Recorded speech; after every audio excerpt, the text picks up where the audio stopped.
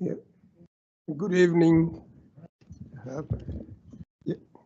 Welcome to this our final meeting for this municipal year of this children's services.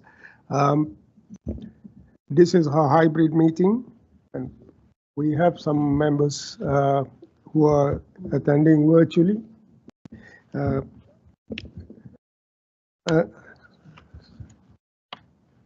Yep. Speaking there, we can speak to members attending a meeting virtually can speak through the chair and all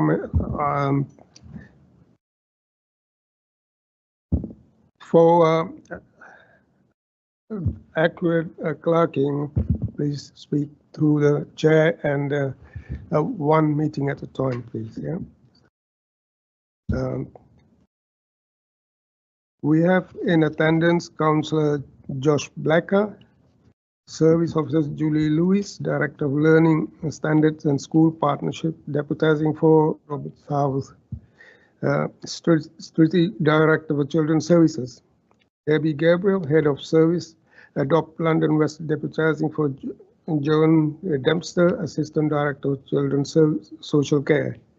Richard Widdowson, Head of Fostering and Connect. Aretha Banton, Assistant Director, SEND and Inclusion. Samira John Bailey, Principal, Early Years Foundation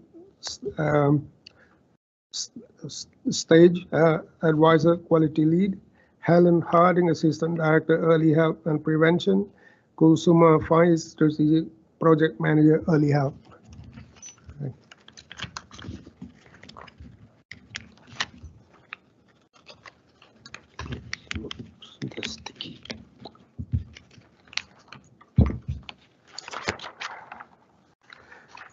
Yeah, we got onto the meeting agenda. Any apologies? Any apologies for absence? No, I haven't received any apologies. I have received one from Kamaldeep Sahota. She's out of the country. Any urgent matters? Matters to be considered in private? I don't have any declaration of interest. And minutes of the previous meeting on 14th of January. Agreed. Agreed. Good. Thank you.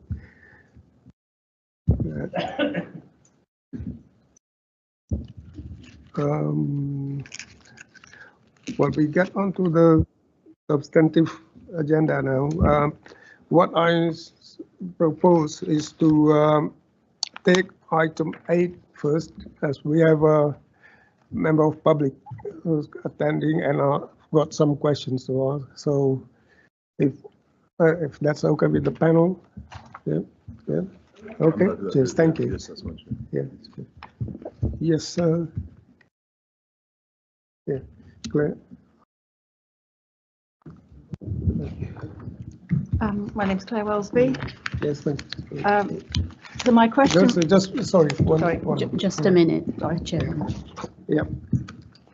As Claire Willsby is from Save Ealing Children's Centres Group. Thank you. Yeah. Claire has got some questions. You can ask all the questions in one go, and the officers will respond to it. Thank you. At the end of it. Yeah. So thank you. I'll read it from my script. My question relates to the report item 8 in the scrutiny panel 3, early help, early intervention offer, and the children's centre consultation process. So there's sort of sub questions under that. So can you tell me why there is no data or evidence that informed the reason to present the proposals to close or repurpose half of Ealing children's centres, including it in the report? Just to underline that, it was mentioned in the report that they were looking at areas of the greatest need. So, for example, if this is the case, why are 4 out of 6 children's centres in Southall proposed to be closed or repurposed? Why are the budget savings as set out in the Council's pressures and savings statement public information not mentioned in the report? How does this fit with Ealing's 20-minute towns and connected communities objectives, which are not referred to in this report? Regarding the consultation process, why were only 3 out of 14 public meetings held in centres that were proposed to close or be repurposed? How will the information from the 14 public meetings, 3 online meetings and online paper surveys be analysed? And finally, given the above points, how does the consultation fit with the Council's commitment to transparent and open engagement with residents? Thank you. Helen Harding will respond. So,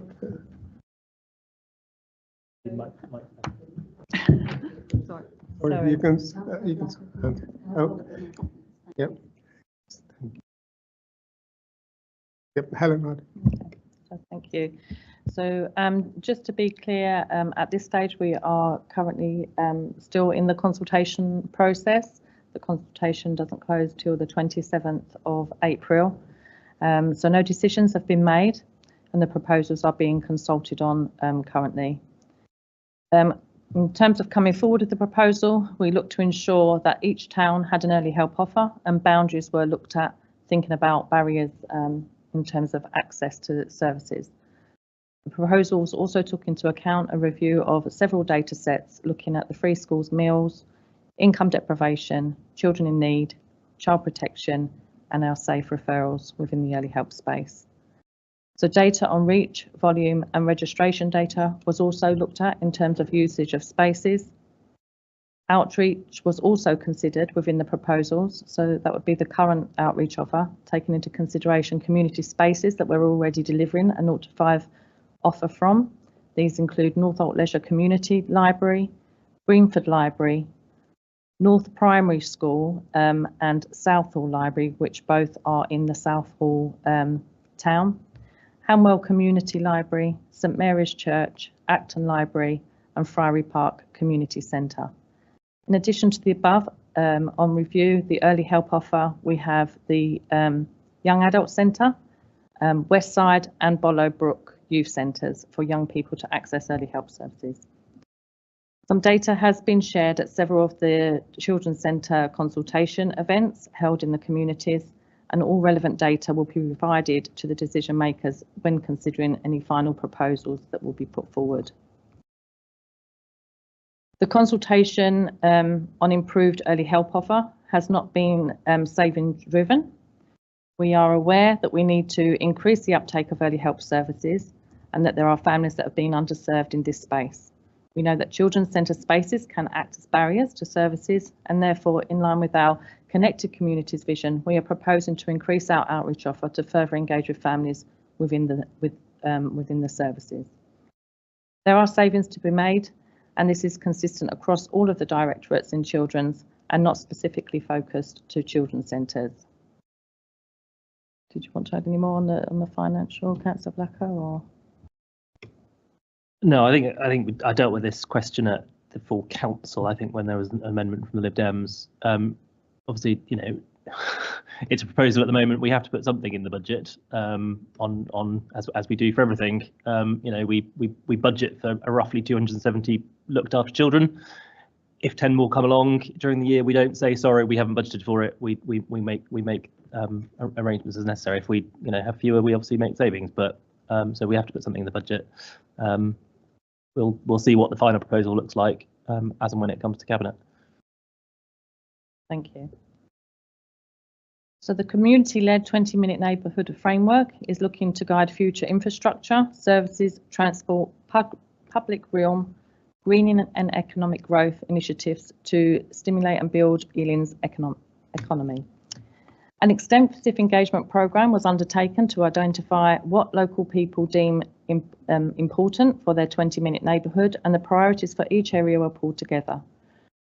Though children's centres were not specifically named in the framework, some of the local plans did mention leisure and play facilities, cultural facilities and community spaces.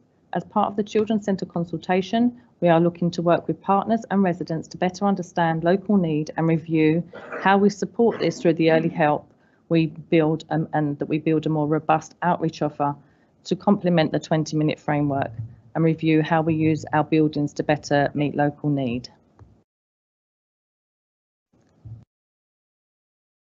In terms of the consultation and the planning, in terms of the children's centres that we delivered the consultations from, there was much planning around that to ensure that we held these in the children's centres that could best accommodate the sessions. We could never predict how many families would attend the public consultations. They are open events. Some events we had up to 60 attendees. So we chose our larger spaces and places to undertake the consultations. Also, we wanted to consider the programme offer that was running, and we didn't want to disrupt any of those services that were currently being delivered. We also had managers that were present in sessions within the sessions that were being delivered in the centre, so that they could take any questions from the community and guide them in supporting them to complete the survey. The Head of Research and Insight is overseeing the quantitative and qualitative analysis of the minutes from the public consultation events, face-to-face and online, the residents and partners, as well as the forms, online and hard copies, to ensure the analysis can be completed in a timely manner.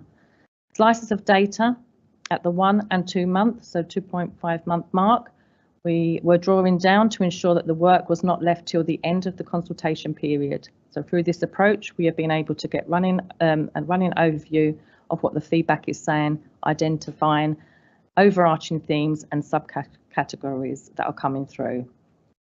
This will mean that by the end of the consultation period, we will be able to easily incorporate the analysis for the 2 final weeks and add any themes, subcategories, and adjust overview for the analysis accordingly. The consultation has followed a 12-week consultation process. Engagement has taken place across the 7 towns. An update of surveys has been successful in terms of completions. So to date, we are currently at 2,076. That's day 76 of our consultation. So we anticipate that there will be an influx coming closer to the end of the consultation. We are presenting at Scrutiny for discussion prior to closure of the consultation. Additional sessions put in place were requested, for example, evening events, undertaken regular review of the consultations events, and used learning to consider how to improve future sessions as we've been moved through the consultation. Language barriers were addressed in the public consultations with interpretation of the slides, and discussions held were offered at each event. Easy read documents were also provided. Hard copies were of the surveys have been provided within the community, and support offered where needed to complete. Managers have been available in sessions, as I've previously said, to support with any queries or questions in relation to the consultation.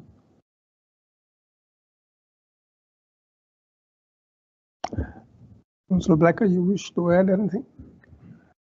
Not at this point. I think Helen's probably covered it all. I think, you know, it is obviously a subject that will be dear to many people's hearts. I know certainly my daughter was at children's centres sessions some time ago now. I know many people around the table will have used them as well. You know, they are well loved, so it's fantastic we've had so many responses, which is what we wanted. And I think it just actually those figures, over 2,000 responses, demonstrates just how open we've been about the proposal and inclusive, as Helen said, in terms of trying to get it out to as many of our different communities as possible, because fundamentally we know that some of our communities haven't been served as well as they should have been by our early help offer thus far, which is why, as Helen says, we need to look again at what we've been doing and try and serve better some of these communities who have not been accessing the services that fundamentally could prevent their children and young people entering statutory services later on. So I'm sure the panel will have further questions for us, and we can talk about the proposal more if necessary. Thank you. Yeah, Claire, you can go back to the public gallery. And I open this to the panel to ask any questions.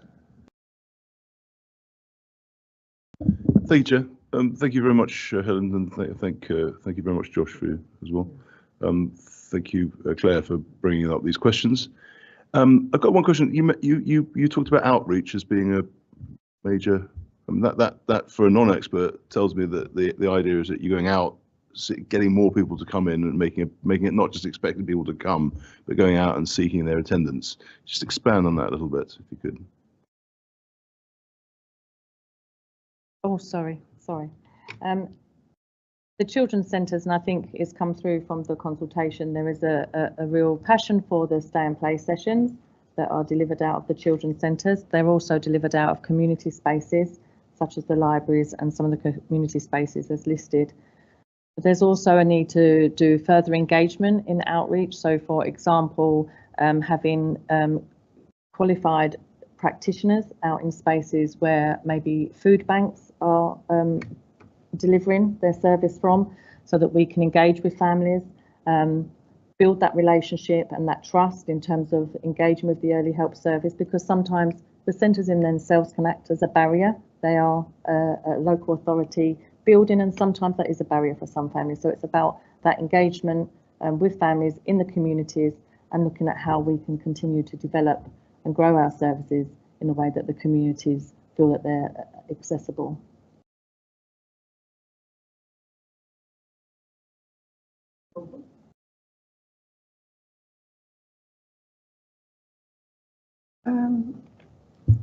That's interesting. I like what you're doing, going to food banks, going to places where people feel sort of isolated, not part of the community. You're going to pick up more people that way, and I hope this work will be really proved to be useful. But quite often, I'm not sure that they would be the kind would actually be happier going to a library than they would a children's centre, where it's a lot more people and they might be more aware of it. So that I look forward to hearing the outcome of the work that you've done. So I think you're going to come with more people, and it is actually for me finding ways of delivering to those people. I really have a concern about libraries. Now, I haven't been to all these libraries, but to me libraries are very, very special, and maybe there are rooms and whatever in these libraries. I'm a great, storytelling and whatever is fine, but I also think libraries should be for, to meet the needs of lots of people. So each library on its own merits, and maybe, in fact, when I get the list, I'll go and have a look myself, because I think that is really important, how people feel comfortable and engaged. I am concerned about the four out of 6 children's centres in Southall, because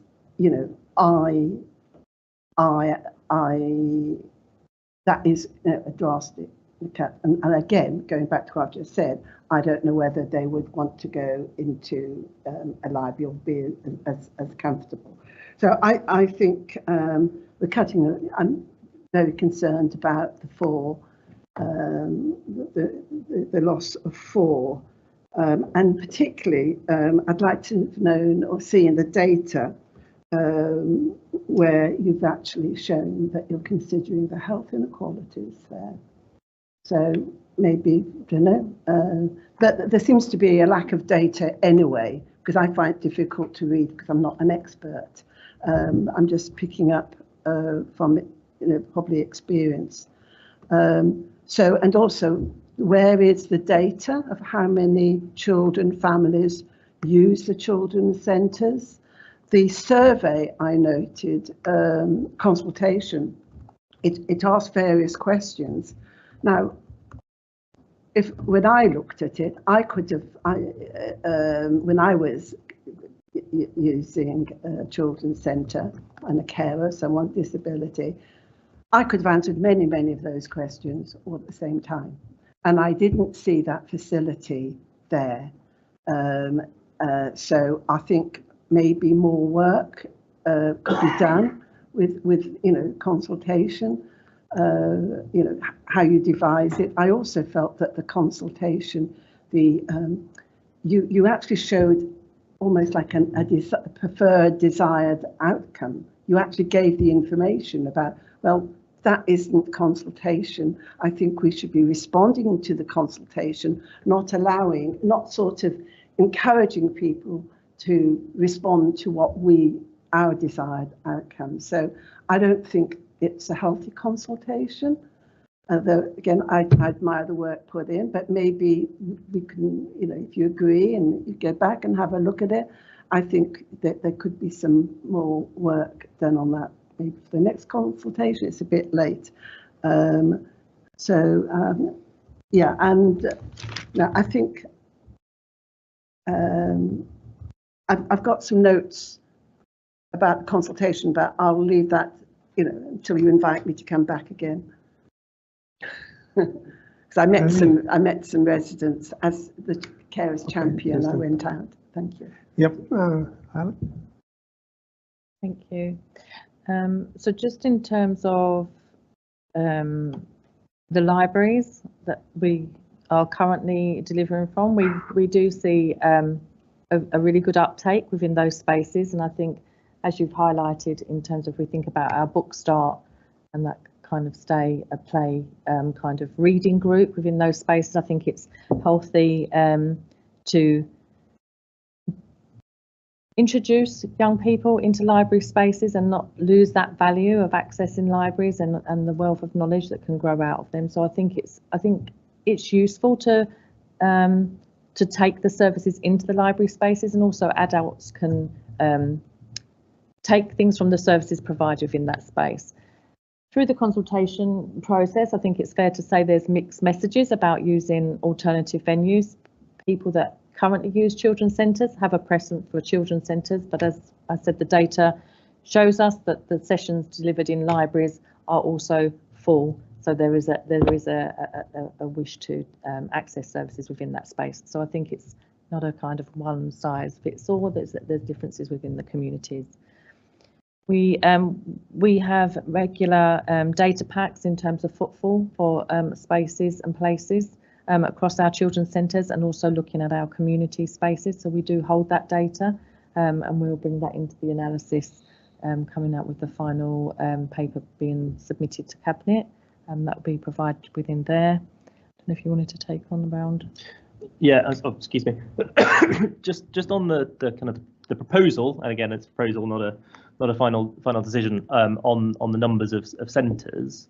I think it's important not just to look at the number of buildings there are, but how often they're used and how regularly they're used and what is actually running in them. Because we're not talking about buildings, we're talking about services, and we want to preserve the service, move the service out in the community. But if you look at some of the children's centre sites in Southall, Dormers Wells, for instance, has children's centre activity on a Monday, doesn't on a Tuesday, on a Wednesday afternoon, nothing on a Thursday, and only on a Friday morning. So it's not that comprehensive 9 to 5 days a week site. So at the moment, and that's one of the Southall Park possibly has more. Grove House has very little. In fact, Grove House, from what I can see at the moment, Friday morning has activity in the centre. Does some outreach, as Helen mentioned, at North Primary. Windmill Park, again, nothing on a Tuesday or a Friday. There's some health sessions running on the Thursday, but no children's centre activity again. So although it sounds like a drastic reduction from 6 to 2, actually what we would like to do is have more vibrant sites that have a comprehensive offer all day, so that parents can drop in and pass by and there be someone there. Because if you are in need of help and you think, I should pop into the children's centre, and it happens to be on a Thursday and you go past Dormers Wells, it says children's centre on the top of the door, there's nothing happening. So what we want is that vibrant community hub with sessions running elsewhere that are closer to where people might be, but have that vibrant hub in the centre of the community as well. So a more comprehensive offer, actually, by consolidating into certain sites, but maintain the service and probably enhance the service by doing that outreach and reach more people. But then I think, which comes onto that point you mentioned, Councillor Crawford, about numbers going up. Hopefully, yes.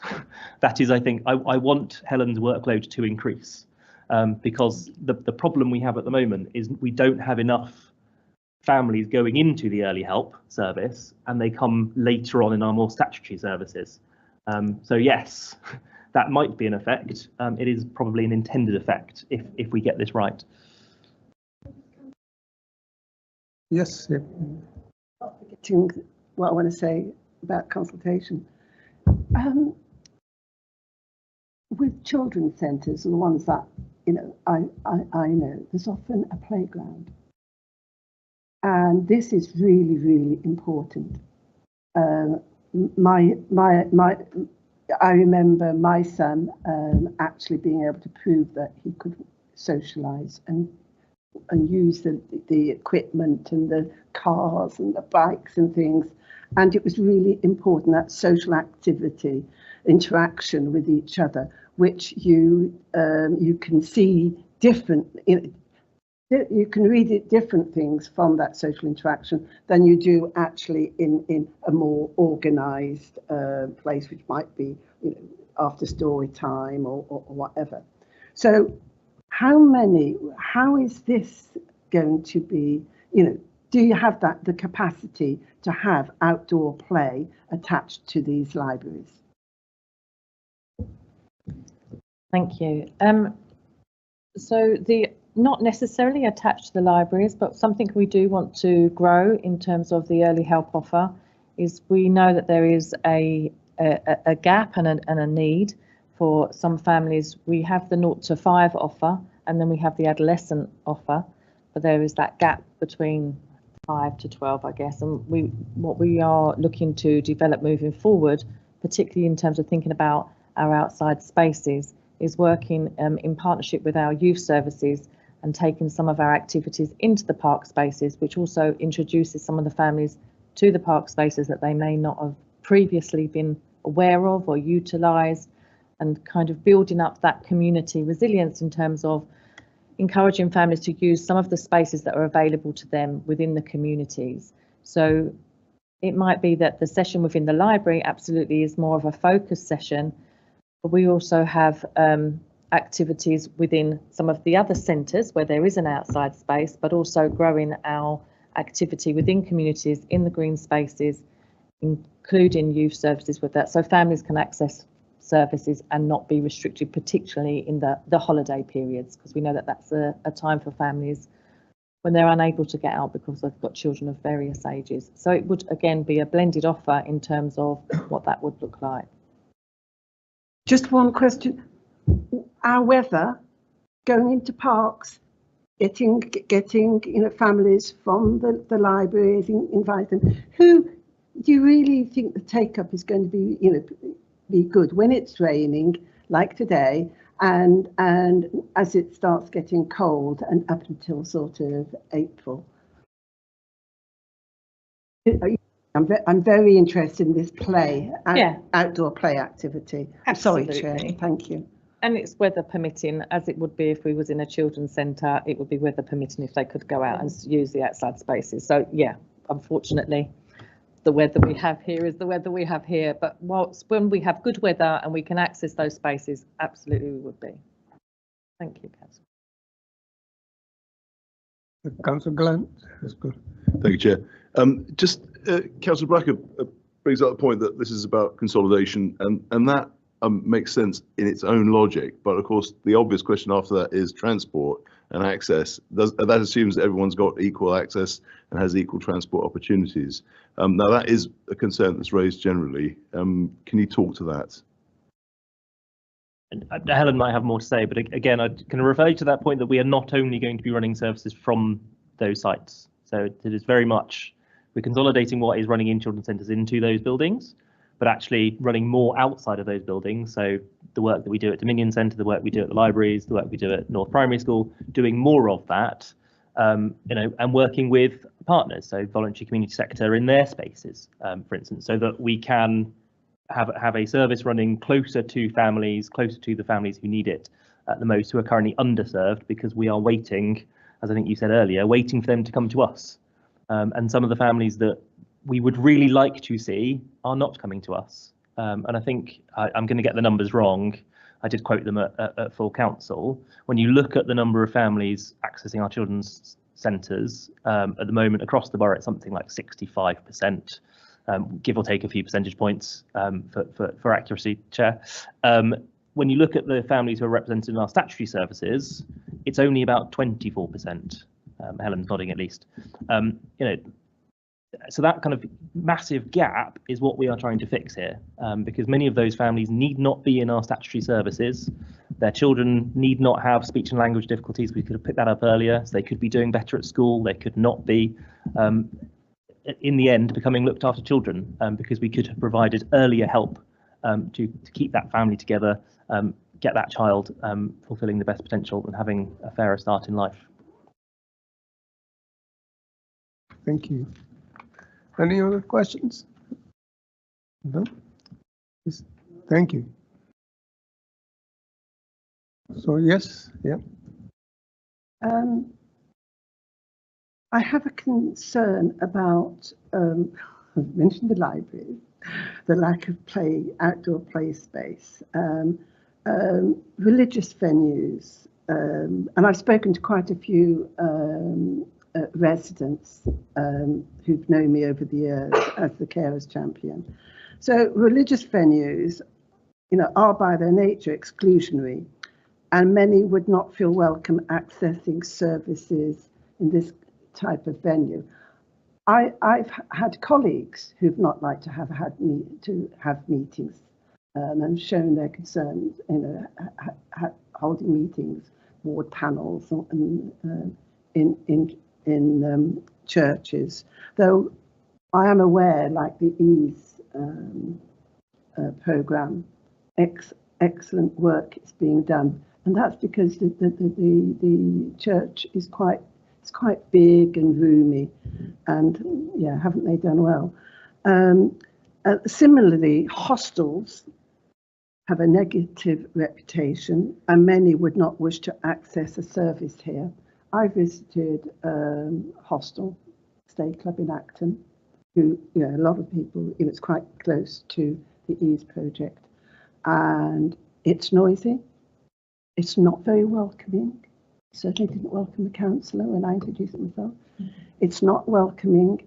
A lot of people are hanging out, and whilst it is just right, there is space there for a play area. It's not a place that anyone would want to go, and I would say it's not a place that you could use.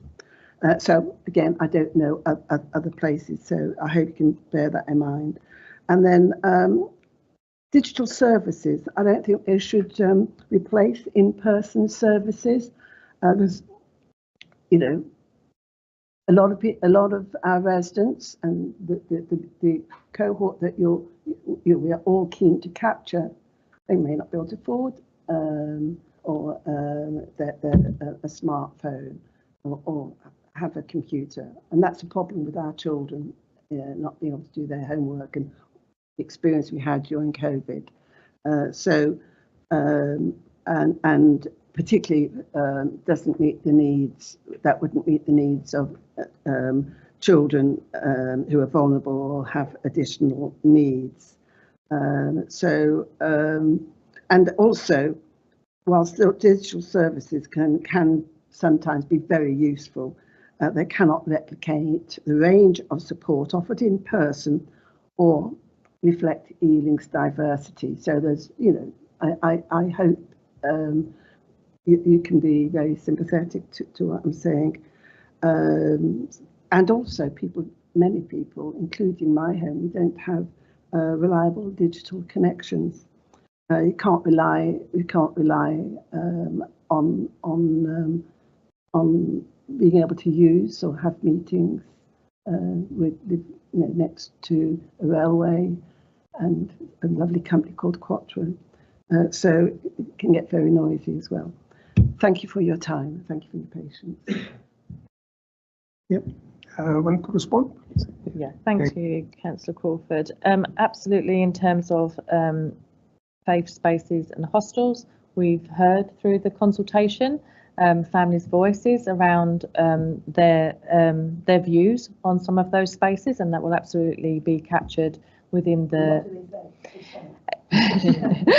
So as you said, there are some spaces that are currently being used and they are well attended, but there's also reservations from some areas of the community where they wouldn't like to access services in that space. So again, I think it leans back to that there isn't one model that fits for everybody, and it is around how do we adapt our services so that it's versatile in terms of its reach.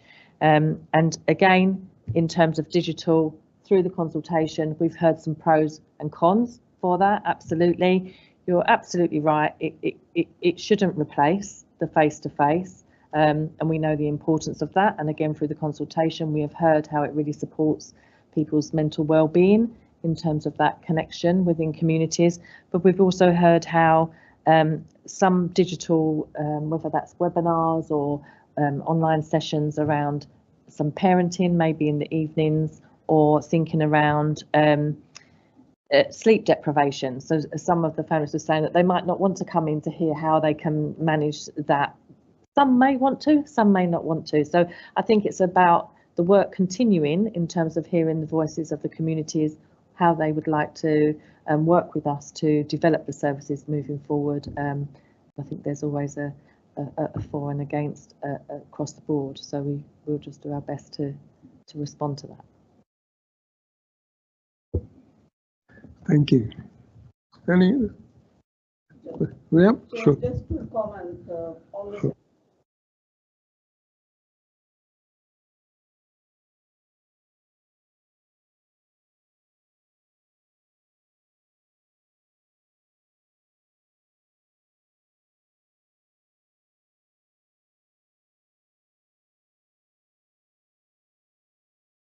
My voice is loud enough. Consultation is still ongoing process until 26th of this month. I think there will be more briefings will take place.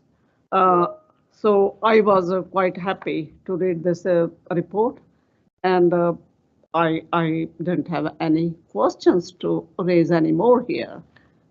Thank you very much for this report. Thank you. Yeah. Well done, Helen. Thank you for your presentation. And thank you, Councillor. Councillor Kwanzaa, I believe I've got a question. A comment. Thank you, Chair. Can you hear me? So yes, we can. Good. Just to basically thank you for the hard work in the report and consultations. It's basically just to some extent echo what Councillor Crawford is saying around libraries and what can be offered to support children's services, what's on offer in children's centres already. I am somebody who has a background of working in libraries through young people, and I'm very much aware of the good offers it presents. For example, you mentioned already children being exposed to books. My concerns I have is around the fact that libraries are under a lot of pressure, especially community managed libraries. I've actually seen with my own eyes and have had to report in the past safeguarding issues around people that are adults who are very vulnerable and needy themselves come into libraries. There's issues around security. There are vulnerable families who use children's centres where the libraries will not necessarily be the right kind of space for them. And so there needs to be that serious consideration and adaptation that we are going to be able to offer something which is going to be safe for those children that can't get to the centres that we're, are going to consolidate. That's one of my main concerns, because our libraries are very much under pressure nowadays, and some libraries are struggling to stay open. I know that because of what's happened around, say, like West Ealing Library. We just recently relaunched the Open of West Ealing Library to encourage more volunteers. And you have open spaces in libraries, and you get the greatest respect, all kind of people, some who are very, very needy adults. I'm not necessarily saying the two things are commensurate. So I think that's something we need to take on board very seriously. Thank you. Thank you, Councillor. And absolutely, yeah, absolutely. And in the library spaces that we're currently using, and for any community space that we look to deliver services from going forward, there are and will be robust risk assessments in place, taking into consideration all those external factors to ensure the safety. Thank you. Thank you. Thank you. Any Councillor Blackwell, want to comment? No, I think Councillor Conser and Crawford are both absolutely right. We can't rely on a single model to serve any of our communities, and I think we do have a very good service currently, and I don't want my comments to be taken as criticism of what we currently do, but it is a single offer broadly. We do some outreach, but not enough. So I think broadening the different spaces we go to, and absolutely recognising that not all families will want to access services in every single type of space we want to go to, but we do need to go to other spaces and absolutely make sure they're safe for the different families going to them. So absolutely, Councillor Crawford and Conster are absolutely right, but I think in being right, they kind of prove the point that we do need to go to those different spaces, access families, or allow families to access us in different ways, because we've had a single offer for a little too long, and I think it is absolutely the right time to move forward with a revised offer. Access more families, increase the number of EHAPs we've got, increase the number of families engaging with us at an earlier stage, so that we can take some of the pressure off social services later on. I don't want to say anything in conclusion. No? No further comment from me. Thank you. Thank you very much. Thank you. Yeah. Yeah. Thank you, Claire. You may stay here if you wish. You can go if you wish. It's up to you. You're welcome to stay.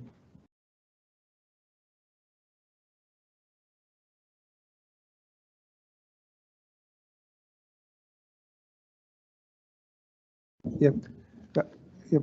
We have noted the report. Yes. Thank you.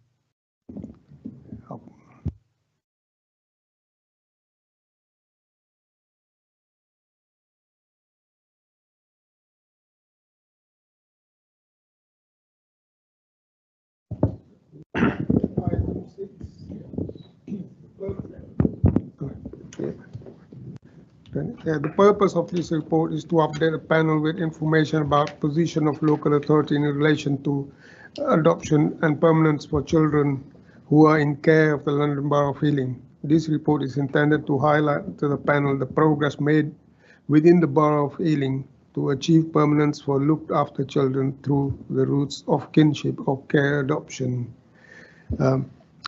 Debbie Gabriel or Richard Widdowson will present this report.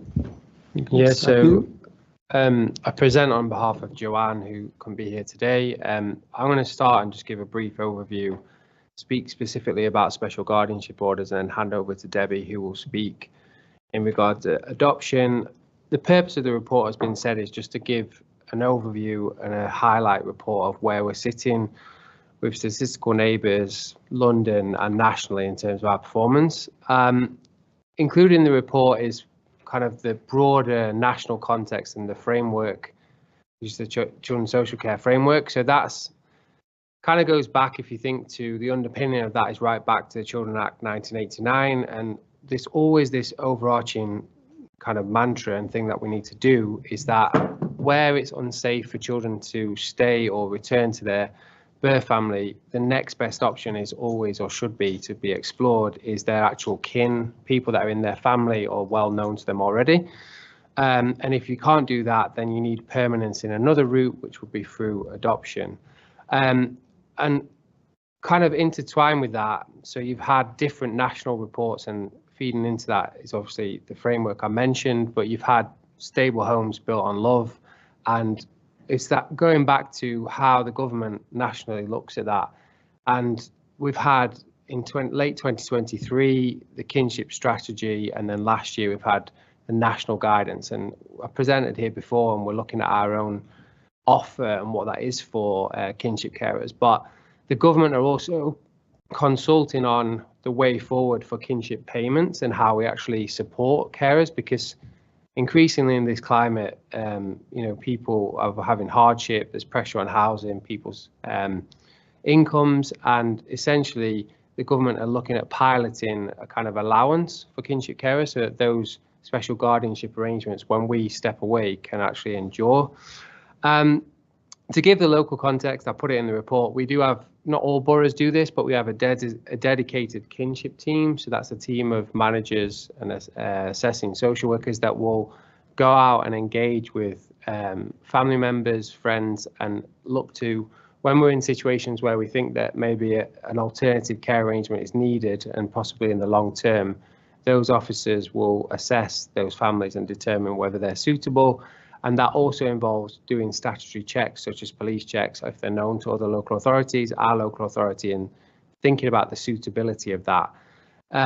So that's their role. In terms of our performance, I think it's currently strong and it's improved in the last year. So I think locally and nationally, 23-24, we were kind of on par.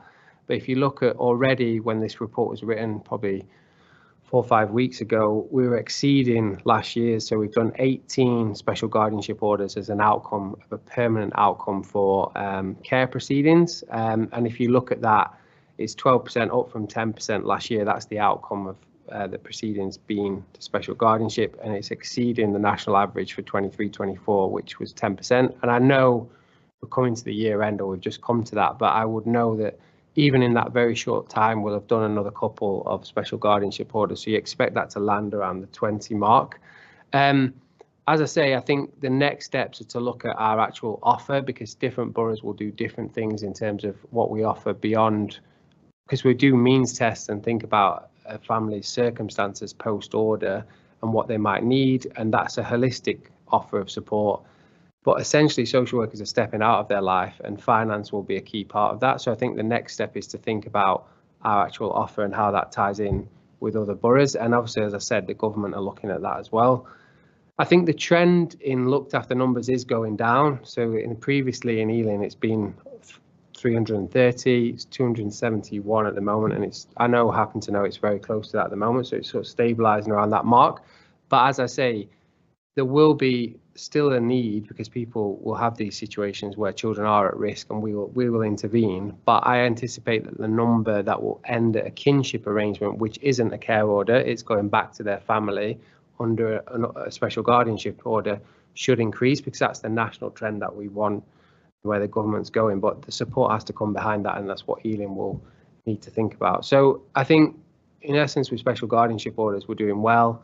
But it's something we need to continue to look at our offer. I'll hand over to Debbie just to speak with respect to adoption. Thank you, Rich.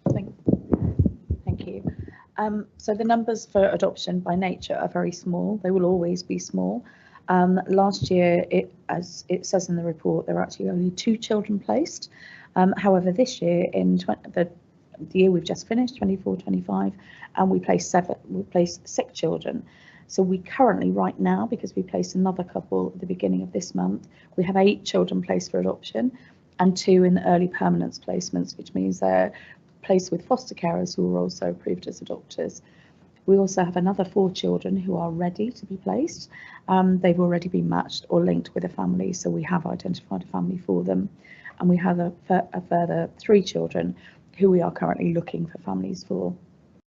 As Rich said, the children who are placed for adoption, they are the children who those options within their kinship network have been exhausted, and it's not appropriate for various reasons to place them within that network. So then we family find for children to make sure that we identify adopters who can as closely represent their family of origin as possible in terms of their race, culture, ethnicity, and also that those adopters are well prepared to meet the children's complex needs, because for the most part, almost entirely, these children have very complex needs, even if they're placed very young, and they've been separated from their families through lengthy court proceedings. Often these children do have experienced developmental trauma, which means placing them and supporting them long term requires ongoing support. So As you'll have read and as councillors will be aware, we're part of Adopt London West is part of a wider Adopt London network,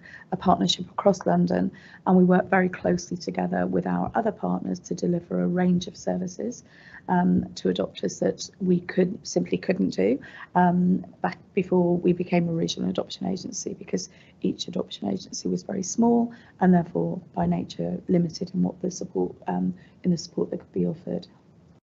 This has provided us an opportunity to develop our services and share some of those services with colleagues across London, and we believe that families are kind of receiving a better service for that. So I'll pause there for any questions. Thank you. Councillor Blacker, you want to add anything before it's open up to panel?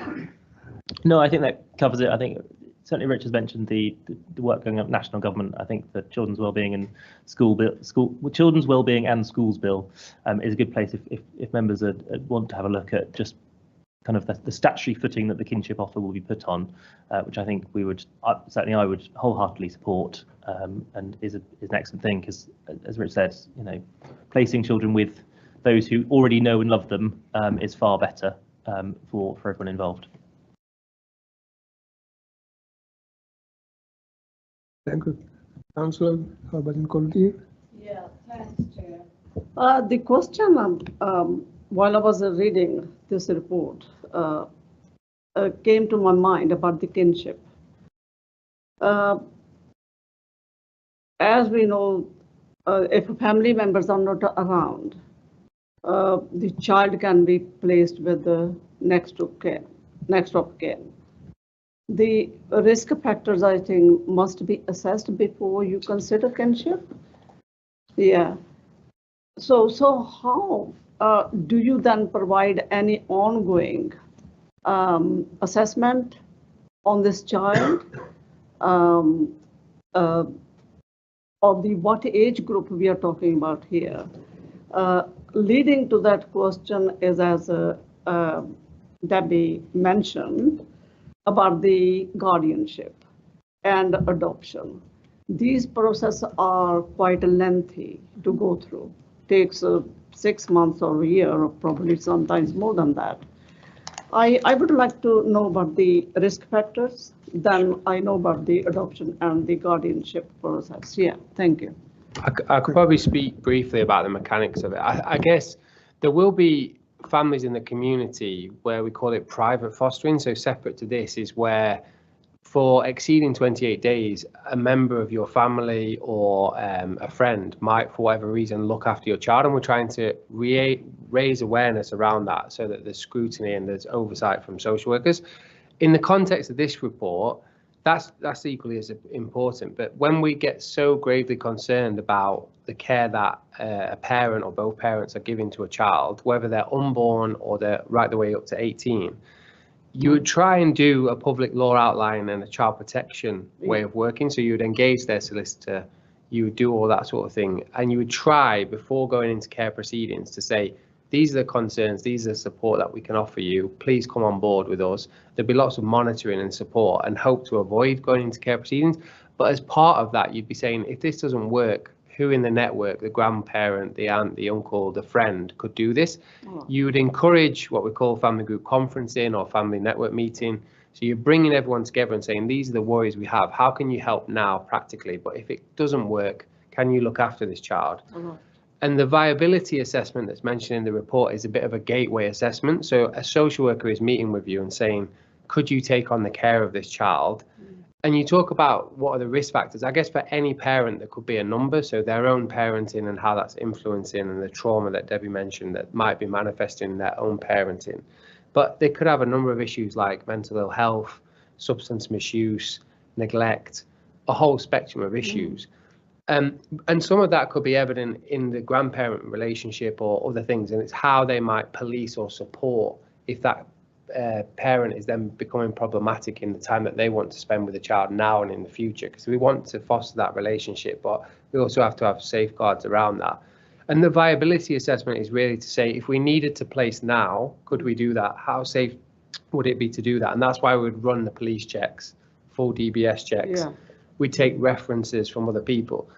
A bigger full kinship assessment or a special guardianship is a fuller form of that. It might take 12 weeks. It would have a lot more references. You would go through all of that. And in a court process, you would be saying, having ruled out the parents for reasons that have been discussed, or there's no other one else, this is the best option. And housing would be a part of that. All of the things looked at holistically to say, actually, this is the best option. In terms of once that order's been made, providing the risks were quite low and we were managing the contact going forward, we would have a special guardianship support plan that would think about what does that contact look like? Can that carer manage the parent seeing that child once a month?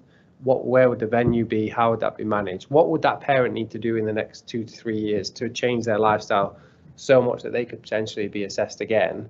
And other things like if they needed practical support for a time limited period, access to therapeutic support, that's what we'd be thinking about in those contexts.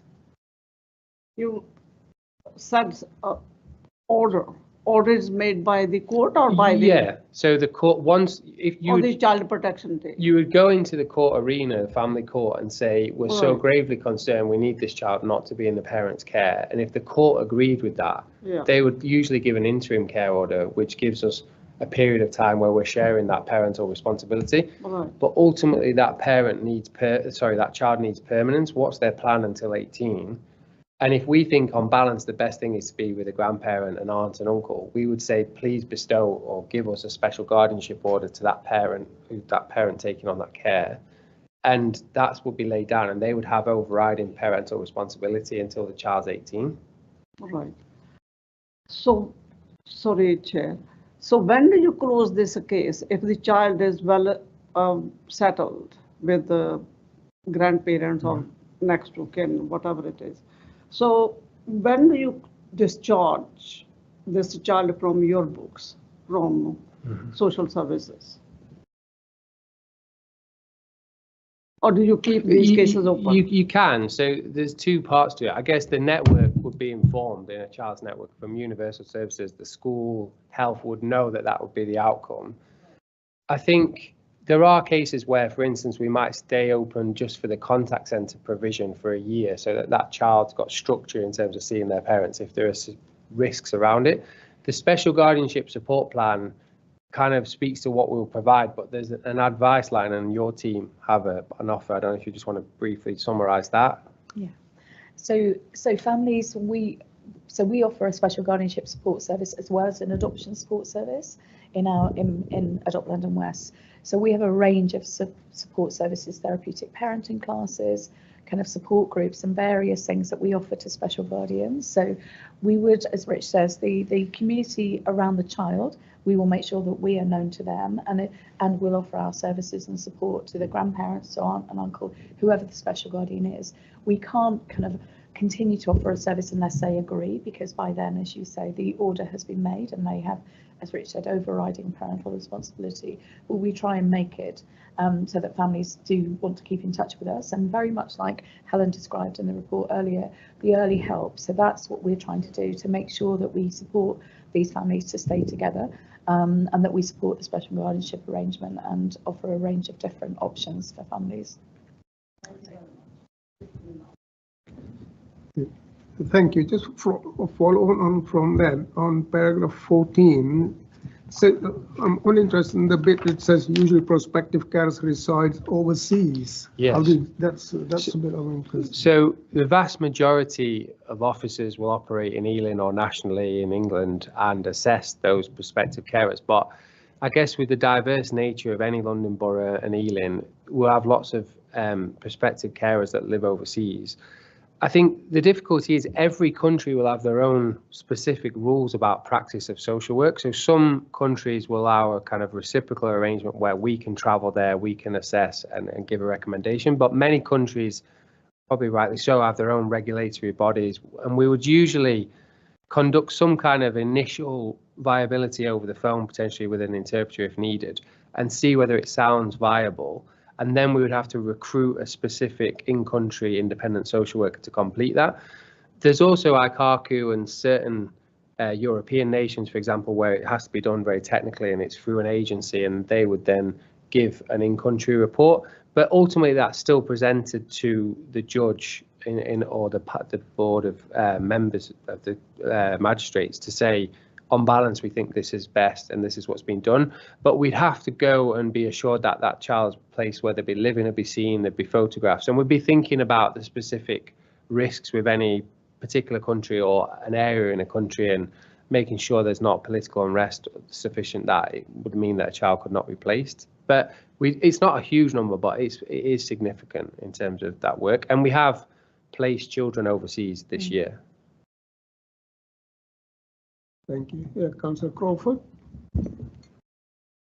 I'm interested in knowing about the transitional element. I mean, maybe it's very sudden, a decision has to be made, but if I was a child and I had an aunt or an uncle and they had a family, kids more or less, they're my cousins, and I want to see them, I think that might be, you might have found that's a favoured option by the child. So what work are we doing in giving them a bit of priority in housing? Because, you know, that extra bedroom might be really, really crucial, or it might be a baby coming in, and, you know, to have a baby is one thing in a cot, but then you start worrying about what happens down the line. So I'd be interested in knowing what partnership working you've done with housing. Thank you. I think, to be honest, it's a very challenging and difficult area in terms of priority. I think in pursuing those viability assessments and then potentially going into a full kinship assessment, if housing seems to be a real barrier in terms of space, often if you've got a sibling group as well, we'd certainly be going through and advocating if it was Ealing Housing or another borough. I know of one where the family lived in Wales, and we did have some success with the specific local authority. One of the other challenges, but it shouldn't be a definite barrier, is often local authorities will say, if the order's made, we can look at eligibility criteria, the number of children, but obviously we don't work on that. We need to know this is a potential in the next few months, and we need to reassure the court that that won't be a vulnerability. I mean, certainly the officers in housing that I spoke to are open to talking to us, but sometimes their eligibility will increase to a degree. But in terms of permanent long-term housing, we know that those waiting lists are challenging. We can advocate as much as we can. And we have, like I said, we have had some successes, but I don't think it isn't as simple as this will add, you know, two children to this household. They will really get that immediate priority.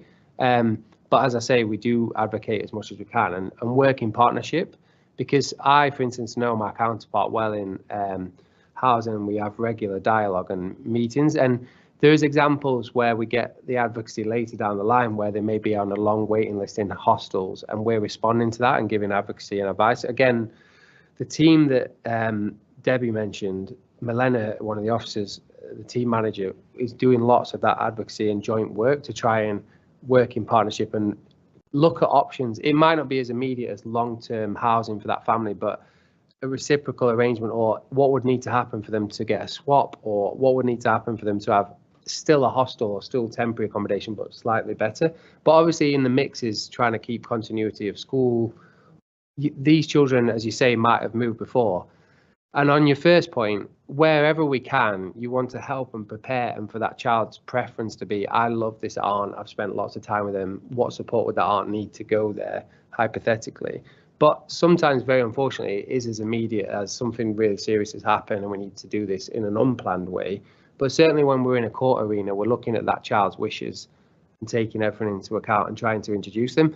And it's moving away from this, but the court has also, I guess, in the last 18 months and before that, is looking at a bit of a testing period. So if you're in this 26-week period and you're saying, we've done our assessment of an auntie, we want to test it out and see that it's actually robust and that the child will thrive there, while not wanting to extend that route to permanence, the court has been interested in looking at, does it actually work?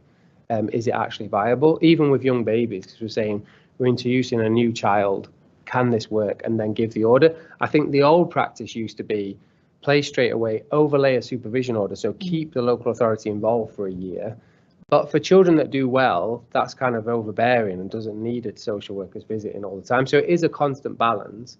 But if we get the special guardianship order support plan strong and the forward planning, the theory is that we can then pull away, and then when the help is needed, like advocacy support or a specific service or reassessment for something, it can come through Debbie's team or the front door if they just need an EHAP or a statutory assessment.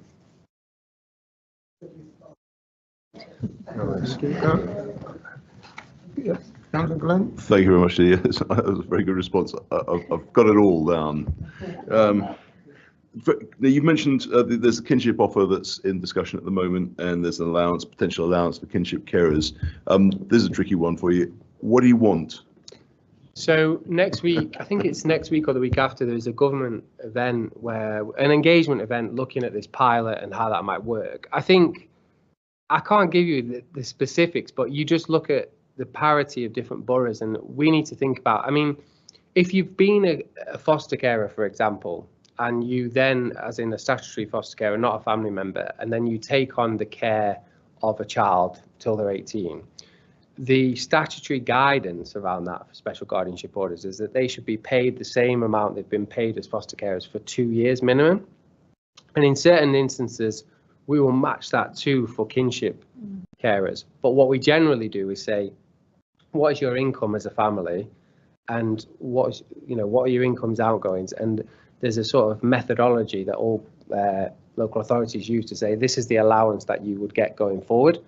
I think what we need to do and work with Josh and Joanne is to think about what are other boroughs doing. But it's a little bit like what we've discussed in other contexts. There isn't an endless amount of money, but we need to be competitive and supportive so that carers that are not on high incomes, that are linked to the child, want to take this on, and it actually allows that enduring care and support so that they are not feeling like, well, something shifted and I'm really struggling, that they're actually taking it on with their full eyes open and saying, I'm going to get this allowance, and it is until 2 years, 3 years, or I know that it'll be then means tested, because obviously nationally the move is to support this, and it'll be interesting to see what the government do nationally, if anything, and they'll pilot that. But I think we need to bring back here potentially, having looked at the kinship strategy that the government's put out, the kinship guidance, what is our local offer that we're going to land with? And, Debbie and I go to the heads of service for Adopt London West, and different boroughs will do different things already to try and support those carers. I'm not saying we're completely out of step, and we'll always look at every individual carer's needs and assess that holistically, but I think we do need to look at that offer overall. Thank you. Councillor Kingston. Yeah, I just got two quite different questions. Just go back to the previous question first. It does just sort of rings a bit of a bell with me that some people might receive extra money, might go in for adoption for their own reasons. Will the checks be more stringent? The first question, will come in the second. Shall I take that first? Yeah. So it's very unusual for us to pay an adoption allowance. So for the general public coming forward who want to be assessed as adopters, it's highly unlikely they will be paid an allowance. When we consider an allowance, it's, as Richard said, sometimes foster carers will then go on to adopt the children. So for those carers, we'll consider an allowance if that helps the transition period, as Rich said, for the 2 years, because if they've been living on the fostering income as an alternative to employment, then that's a very significant loss, and they shouldn't be at a deficit. But for mainstream adopters, as it were, coming forward, it's very unlikely that they will receive an allowance. If they do receive an allowance, it will be based around the children's needs, and usually for a time limited period. For those cases are usually to allow one of the parents to stay off work for a bit longer. So we expect adopters to be in a position to take at least 6 months off work when a child joins their family, and sometimes if it's a couple, then both parents need to be there. So we might consider a short-term allowance just to bridge that gap, but otherwise very unusual to pay an adoption allowance. Second question, just going back to kinships, I just want to look at the other side of the coin. Now, we've talked about Ealing, us and international kinships. Do many families kinship adoptions come into Ealing from out of borough? Like, for example, next to kin might be in Birmingham and has been adopted by a family in Ealing. a kinship adoption? So yes, we do have kind of a number of families of all kind of the origins of the adoption can be varied, but a number of families moving into Ealing. Obviously, it's a very desirable borough. The school system is good. So we do have many families moving around. As you may be aware, the placing authority, so the authority that is responsible for the child when they're looked after, is responsible for the support to that arrangement for the first 3 years, and thereafter it transfers to the borough where they live. So however the origin started, so many of those families do transfer to us at the 3-year point. Okay. And briefly to add for kinship, I think it's similar. Like I know of a couple where the carers are in Ealing, where the local authority concerns about the parents will have manifested in another borough. And in a similar way, the support, as Debbie mentioned, is the same for 3 years, but the actual financial, if there's a financial package of support year on year, that will always be paid by the originating local authority. So if Ealing says to these carers in another borough, you're going to have this allowance, it's going to be means tested annually, but based on your current circumstances, you're entitled. That would always be paid by Ealing, it wouldn't transfer to the other borough. Thank so, Councillor Crawford first. Just to, sorry, Councillor. Just an addition to that question about if a child, for example, from Ealing is placed in Manchester or Birmingham, so the local authority, Ealing is the responsible authority to make finances for the child's. Yeah, and until, if the child was placed while the care proceedings were going on, and it wasn't a permanent While arrangement, proceedings are going on. then I was just going to say, we would still be the ones that would visit and support that child, both from a kinship perspective, but also from the child safety perspective.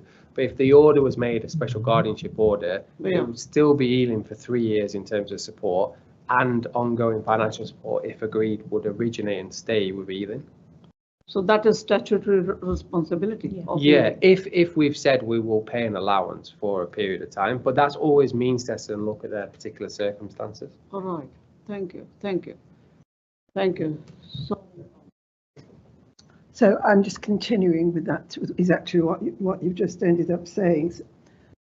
My concern is, are we actually looking after those carers, those people who probably wouldn't have thought about adopting? They're nice people, they may have thought about adopting, but within the kinship, there's been some drama, trauma, and so there isn't much of a choice, because they know they're probably the best ones to serve that vulnerable brother, sister, daughter, or whatever.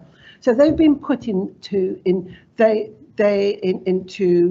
a situation where there isn't really much choice. They're going to do their best. Now, whether they're, and it worries me that, we're means testing them, because these young children grow up into big eaters, clothes, wanting to be like their friends. They want to wear the designer stuff, and hopefully they'll eventually go to university.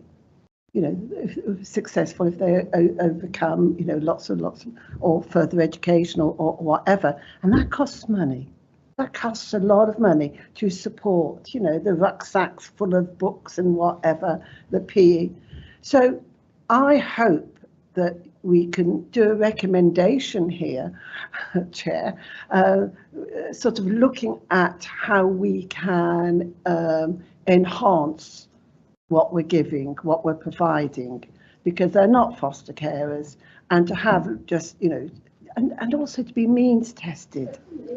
I think to be means tested, and that worries me.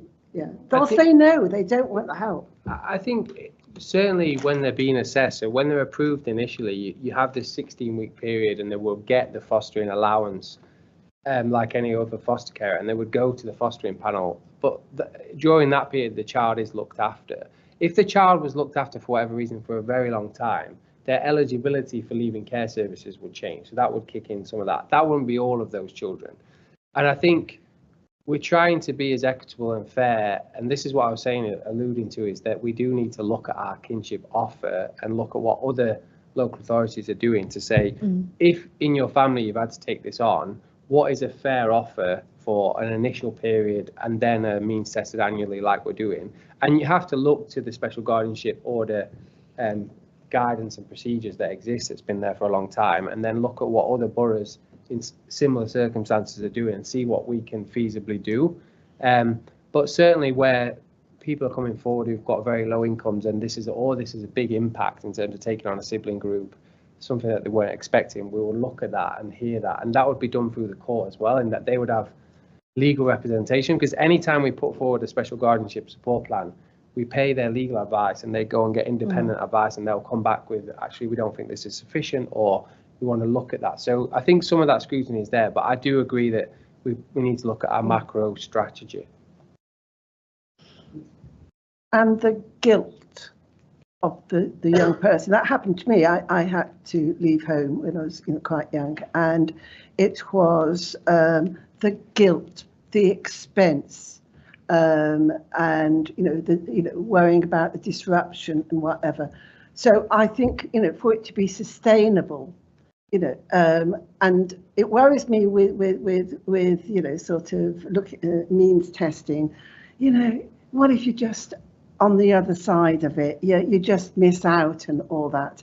I think what I'd like to see is us going for robust sustainability and saying this is the plan for until you're 18 or whatever. And we're not going to, it's not going to financially impact, because they will support and do treats and take them on holiday anyway. But I think we have to, I think there's a balance. I think that's what we're talking. I think it's about sustainability and what's best for that child. But different families will have different incomes and different circumstances. And we're trying to look at fair and equitable use of public funds, whilst also appreciating the trauma and the challenges that child might face. We do have access to other things as well, such as the adoption and special guardianship fund. So specifically around therapeutic needs and support, we can apply for that, we can get funding for that. But as I say, I think we need to look at what the national picture is and what we can feasibly do. But it won't, I'm just being honest, you can't give a stock allowance financially feasible for every child through to 18 for kinship arrangements. Except, Chair, what are we saving? We have to also look at the saving of them going into care. I looked after children. It's it's frightening, isn't it? Sorry about that. Bit of enthusiasm. Chair, may I just add on that? I mean, sure. Yes. When the Children's Wellbeing and Schools Bill becomes law, we will have to publish a kinship offer. So we will absolutely have to have this conversation about what is feasible for us in terms of general support, but also that financial support. So I think the wording of the bill at the moment is we will have to provide support, and we may offer financial support is the current text of the bill. So I think we will have to look at what is feasible, but also, as you say, absolutely what is it that we're saving. Precisely for that reason, the savings that we can get through particularly fostering, that we increased our fosters allowance by 18.5% this financial year, in fact, because it's a big increase. We're going to spend a lot of money on that, hopefully, because we'll have lots more fosterers, but it will save us money on placements in the future. So absolutely, you're absolutely right. I think the panel's thoughts on what should go into that kinship offer would be really helpful, Chair. So, Councillor Kwanzaa, thank you. Yes, I agree that it's so important to have financial support there to make this kinship offer work.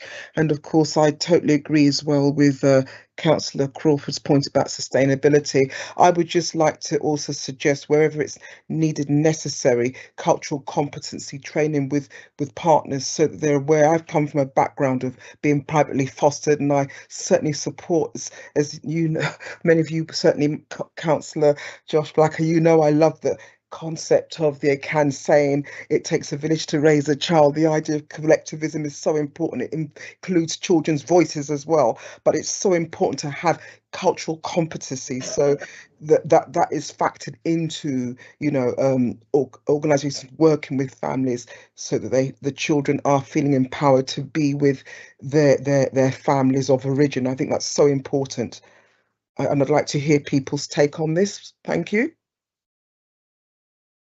Thank you. Councillor Dear? Yes, Chair. As Councillor Crawford raised these issues, I was thinking financial support is part of life. They need some help. They will get some help, as Richard and Debbie stated. I think these children, young adults, they need to move on with their lives with the psychological counseling, psychological help, psychology help, psychological help, emotional help, and they can stand on their 2 feet by themselves rather than reluctant to do anything in their lives. I think this is the most important thing. We need to provide services, or they need to be advised to seek such services where they can go to further education, or they can really not feeling guilty, as Councillor Crawford talked about guilt. Guilt is not having a really raised with having a getting a designer clothes or designer shoes, but they need psychological, emotional, and financial some help.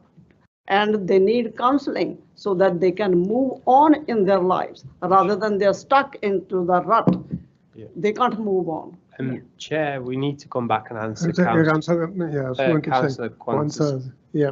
Do you want to? Yeah. Shall I take that question? Sure. Thank you. Yeah. So yes, you're absolutely right. We agree that the children and often their families who are caring for them need that therapeutic psychological support. So we have a psychologist, and we have 2 psychologists in Adopt London West, and part of their role is to deliver therapeutic parenting training so that we are supporting the carers to care for these children, often differently to how they have raised their own children. And also, as Richard alluded to, the Adoption and Special Guardianship Support Fund is a Department for Education fund that we can apply for funding specifically for individual therapeutic work for children. So they're having a range of therapies, so psychology, play therapy, art therapy, a range of therapies that connect with the child, that they can kind of make use of to process some of their experiences and their kind of thoughts and feelings. And in addition to that, we are really pleased that Ealing have just appointed the first education support officer for previously looked after children. So we interviewed a couple of months ago, and that person is due to start in the next couple of months. So they will take up the work that you describe, again, quite rightly so, to make sure that children living in those special guardianship arrangements are also ambitious, that we're all ambitious for their futures, and that education worker can help advise and advocate for the young people as they move through the stages of their education and prepare for independence and leaving.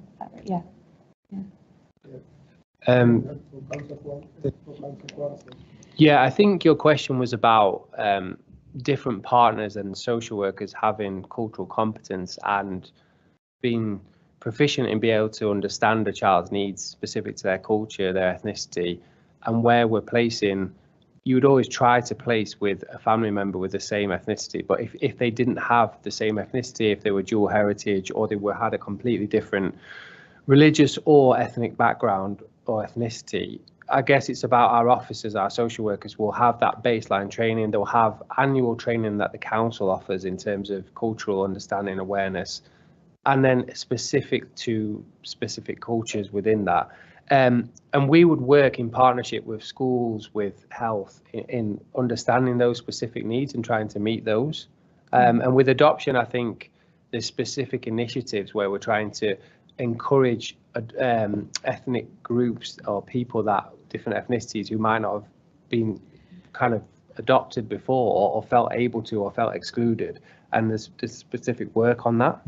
Yeah, so thank you, Rich. So yeah, within Adopt London, the wider Adopt London partnership, we have the Black Adoption Project, and we've been given a significant amount of funding to embark on a long-term kind of change piece of work, and that is to address the disparity in terms of Black adopters coming forward and kind of the number of Black children who have their care plan changed away from adoption because adoption can't be identified.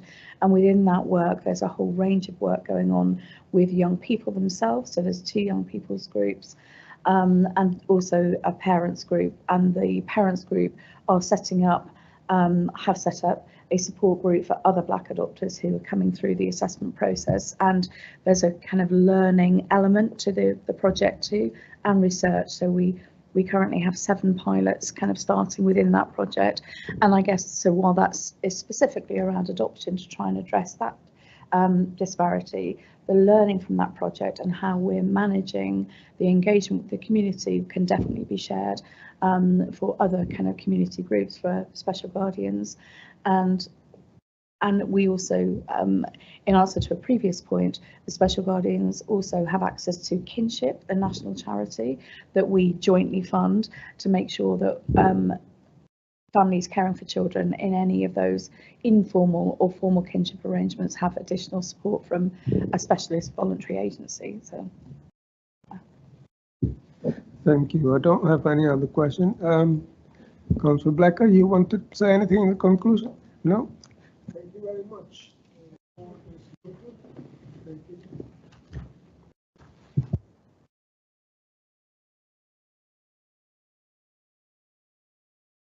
We are on item 7 now.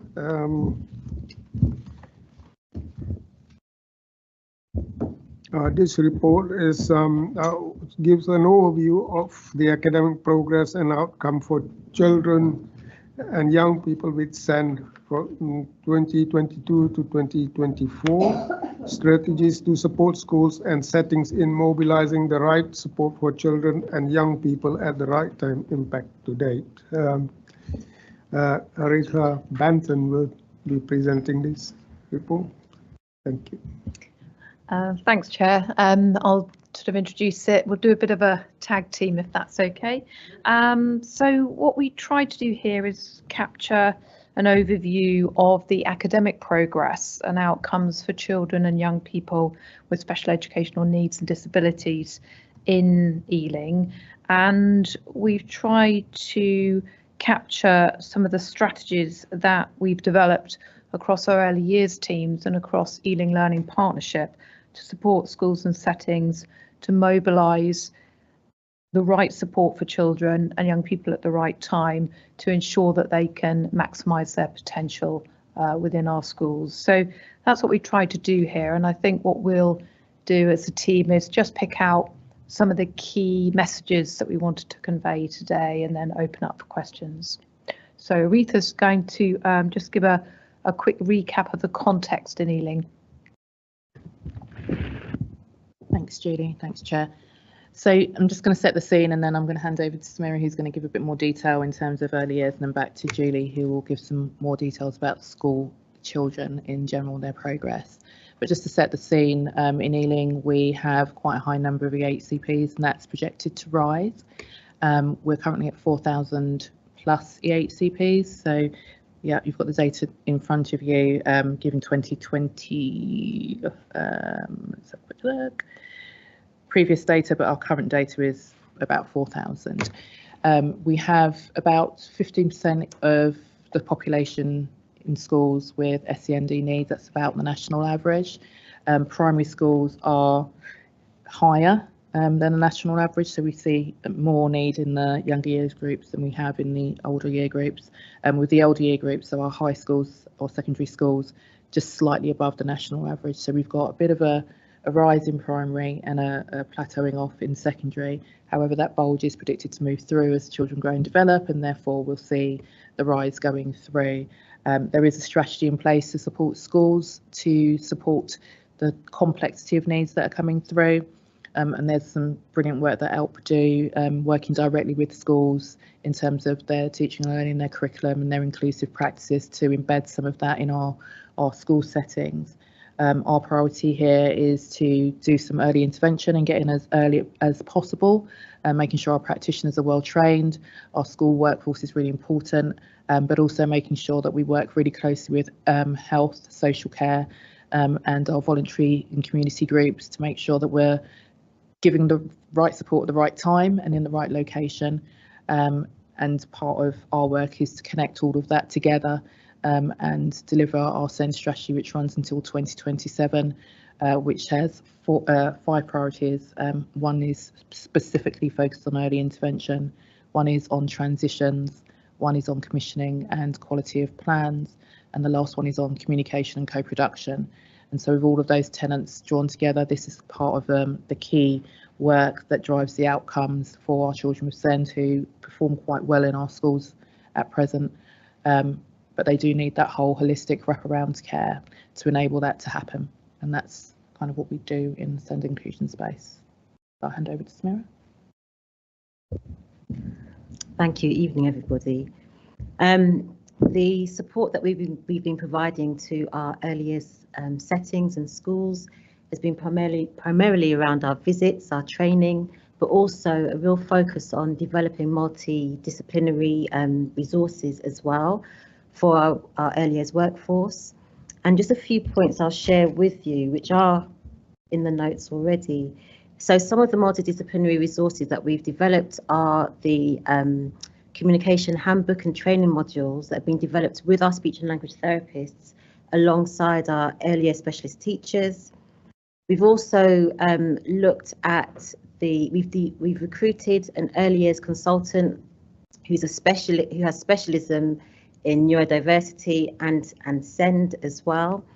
And this particular colleague, she has started in January, has delivered training to our workforce, has delivered a keynote speech within our within our SEND conference in Ealing, and has been leading on commissioning training as well with a range of national speakers and trainers pertaining to early years SEND. And we've also been engaging in further strategic conversations to strengthen the experiences and outcomes for our children in the early years. Regarding our workforce development, this academic year, we delivered for the first time our inclusive leadership and practice programme, which we needed to be creative to reach our childminders and our PVIs as well as our schools. In doing so, we held so far 2 Saturday sessions where we had 160 leaders, early years leaders and practitioners attending both Saturdays. And the way in which I've described it to colleagues, it was like attending a wedding, where everyone was sat in the banqueting suites, banqueting style tables at Greenford Town Hall, and colleagues were sat with their own teams, their own schools and settings. So we're hearing the same key messages at the same time. And also in doing so, ensuring there's the alignment of those key messages and the shared understanding as well. Our specialist early years advisory teachers, they visited 85% of our primary schools and are providing bespoke support to our primary schools. There's the early years SEND expectations guidance that's being delivered and developed as well.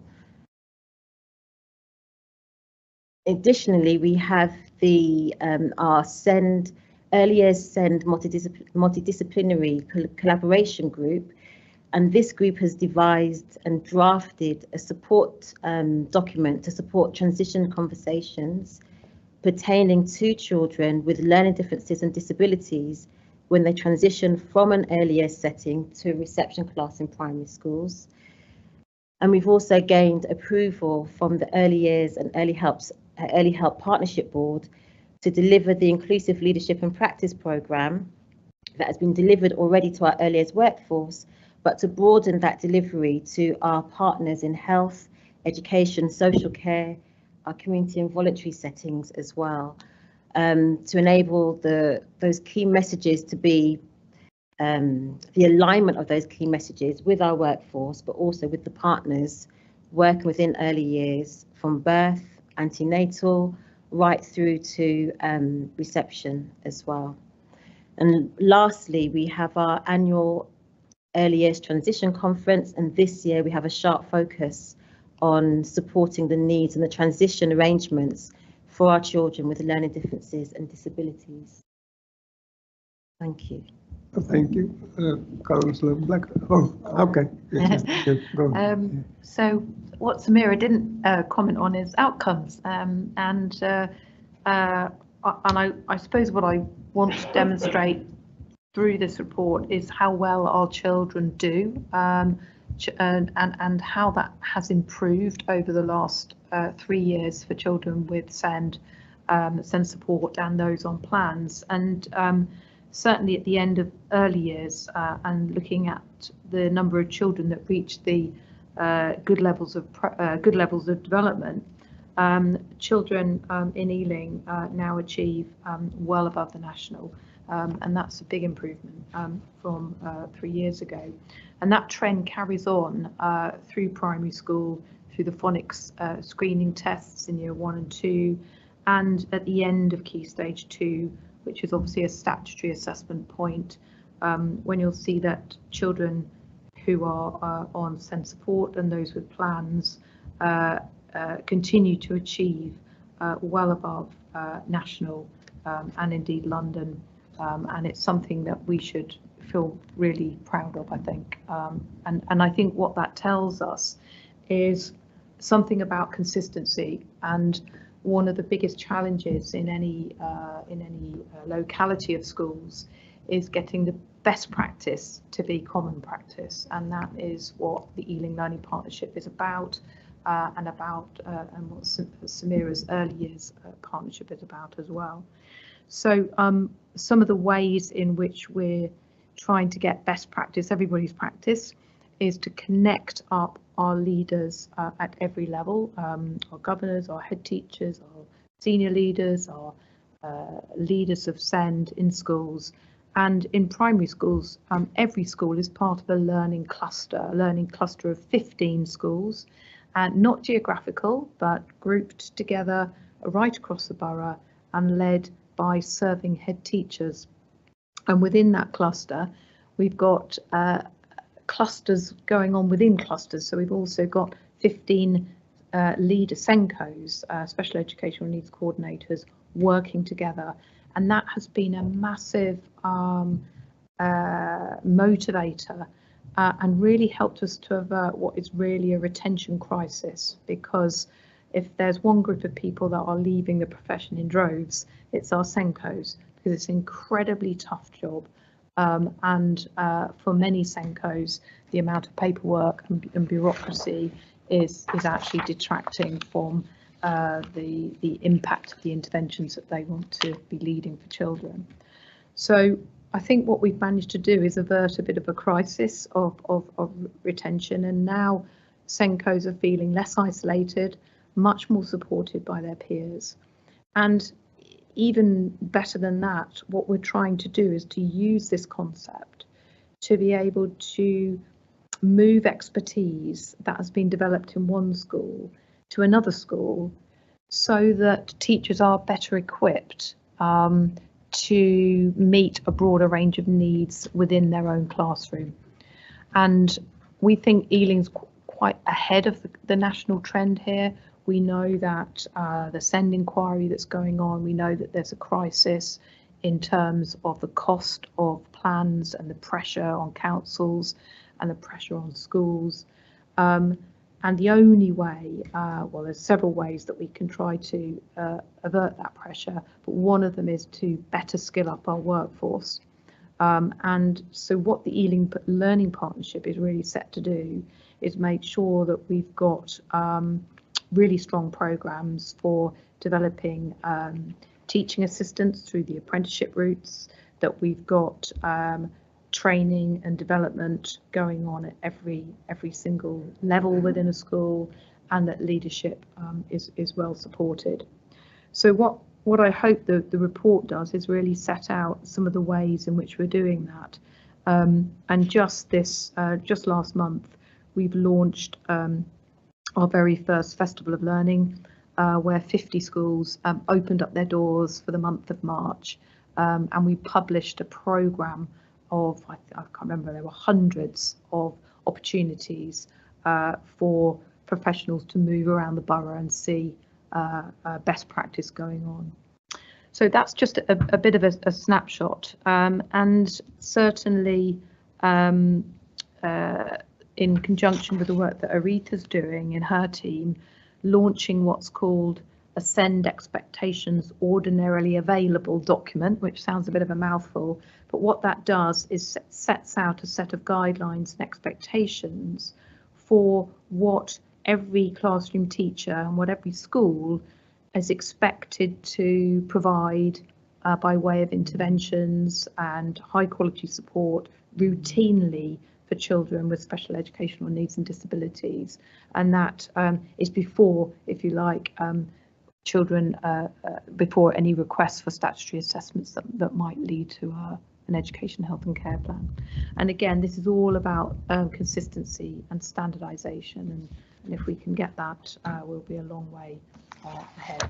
And then in secondary school, in our high schools, children can, again, I think this year in 2024, children on SEND achieved the highest Progress 8 score that they've done, that they have done as a kind of cohort of children for several years. And I don't know how much you know about the Progress 8 score, but it's the amount of progress that children are expected to make from when they leave primary school to when they finish their exams in year 11.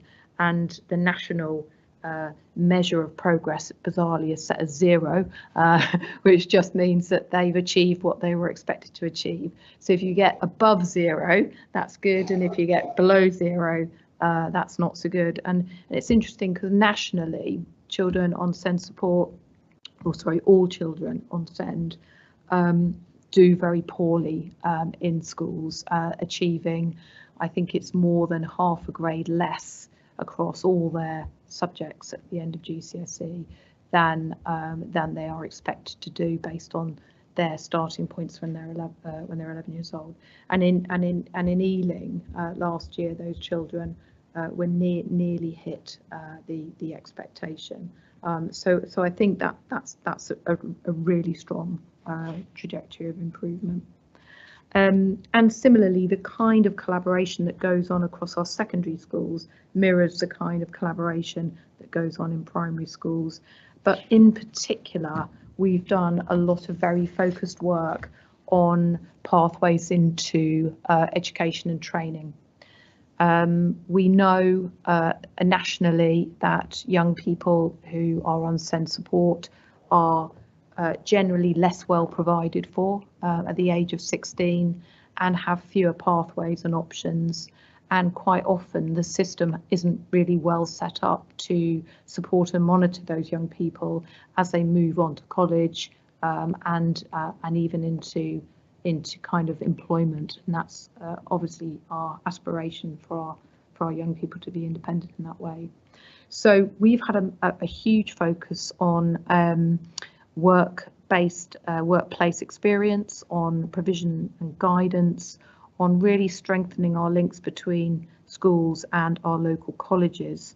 And through the Ealing Learning Partnership, we now have a dedicated progression and pathways forum, bringing together council teams, the college, and colleagues who are leading on the supported internship programme, which is getting young people who probably historically would never have got into work, a work-based coach. And I think it's 6 out of 10 of those young people went on to what's being called an externship, which is a bit of a strange expression, but a link into a job that's going to give them paid employment. So huge strides forward there as well. So what else did I want to touch on? I think I probably touched on most of the key points here. The other thing that we did very successfully last year is we launched a careers fair, and a careers fair for year 10s, so children who are 14, 15, who are not going to go on to do level 3 qualifications in school or in college, and bringing as many of those learners together with their parents, with their carers, with their teachers to Trail Finders social club, where we bring together all of the support services, the college, the employers, the supported internship providers, to show them what is available for them and what kind of pathways and outcomes they can be aspiring to.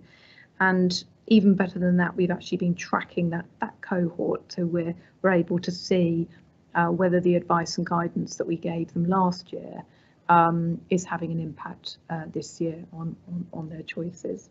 And we're launching that we're going to do year 2 of that careers fair in June. So we're really proud of that. So I think I'm going to pause there. I've been talking for a while. I'm really happy to take any questions. Okay, thank you. Councillor Blacker, you want to add anything before open this up? Not particularly. I mean, we often crow that 98% of our schools are good or outstanding, which is a lovely little stat. But actually, it's the outcomes I think that Julie mentioned that are in the paper. That's what really matters. We are actually providing fantastic support for children in the borough, and that's going to set them up for the rest of their lives. Frankly, get them into jobs, get them independent and doing things. So, and that's not by accident. So I think all those things that Ealing Learning Partnership are doing, that coordination has been really important. We could have 80, 90 schools doing their own things, but we as an authority are pulling them all together with us for the benefit of everyone, so that everyone in the borough, wherever they live, whichever school they go to, has access to that kind of support. So exactly that kind of networking and sharing of best practice, so that is everyone's practice, has been really important. So I think well done to the team from me. I'm sure members will have comments and thank yous and congratulations as well. Thank you, that's good. Yes, before I open up, I only have one small question on paragraph 6, where it's only about the number of children requiring healthcare plan has risen sharply since 2020, from 2,679 to 3,720. That's a huge increase. Is there any reason for that? And do we know what's causing it yet? Yeah, so lots of things have happened to kind of give this perfect storm that we're in at the moment. So this is a national trend, so it's not unique to Ealing. So you'll know from lots of debates that have been going on around send transport and the cost and the provision being matched with the high needs block and everything else. So I think we're just seeing what is being replicated nationally. Some of the spike has happened post-COVID. So particularly for those children who didn't go to school, there's been quite a rise in things like speech, language and communication needs and school readiness. And sometimes those needs can be masked and sometimes they come out quite quickly. And that's why I think we've seen that bulge, particularly at primary school, because those early years and that provision around language development and global development wasn't quite embedded there, because obviously they weren't going into a setting every day. And there is also a rise in social, emotional, mental health needs. And again, that's a national trend with rise of things like anxiety and disorders around pupils not being able to access education as frequently as we would like them to be. And so those two things have led to a bit of a rise. And there's also a rise in demand naturally occurring. We've had, a period of time where the HCPs weren't necessarily going through at pace because schools and stuff weren't open, but then as soon as they open, then we've got a rise in applications. We've also got people being more aware of the system and therefore submitting applications. What we need to do to respond to that is try to get in early to de-escalate the rise in demand. We have to get a grip of the demand before it grips us, essentially. And by getting in and doing some early intervention with a multidisciplinary element of work, which Samara's already kind of outlined in her element of the early years part. Actually, if we do that really well, then we will be able to get in early, support those children and hopefully catch the demands before it embeds and escalates to something else for the plan, which essentially is the plan. Councillor Crawford. I've made a few notes. Firstly, you've answered some of my questions, so, which I was going to end on, which were about training, looking at because all this talks about SEND and every child is different, and I don't understand that criteria. Is it 50 points something for teachers to address SEND pupils? Well, excuse me, every single one is going to be different, and it's how they learn, you know, and they'll get to know the pupils. But I think I'm very impressed. I think there's a report to come in the future, however it can be, on what we are actually delivering with that transition from school, and possibly, I imagine, the transition planning is starting earlier.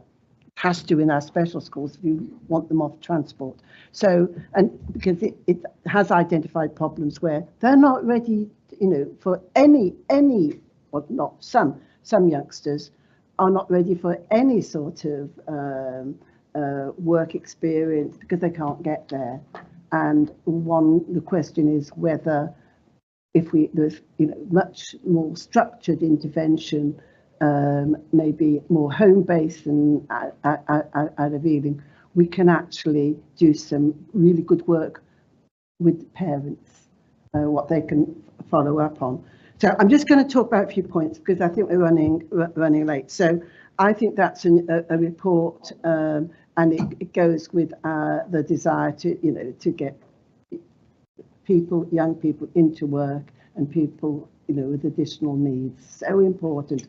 And also what we're doing within the business structure, you know, that's our businesses.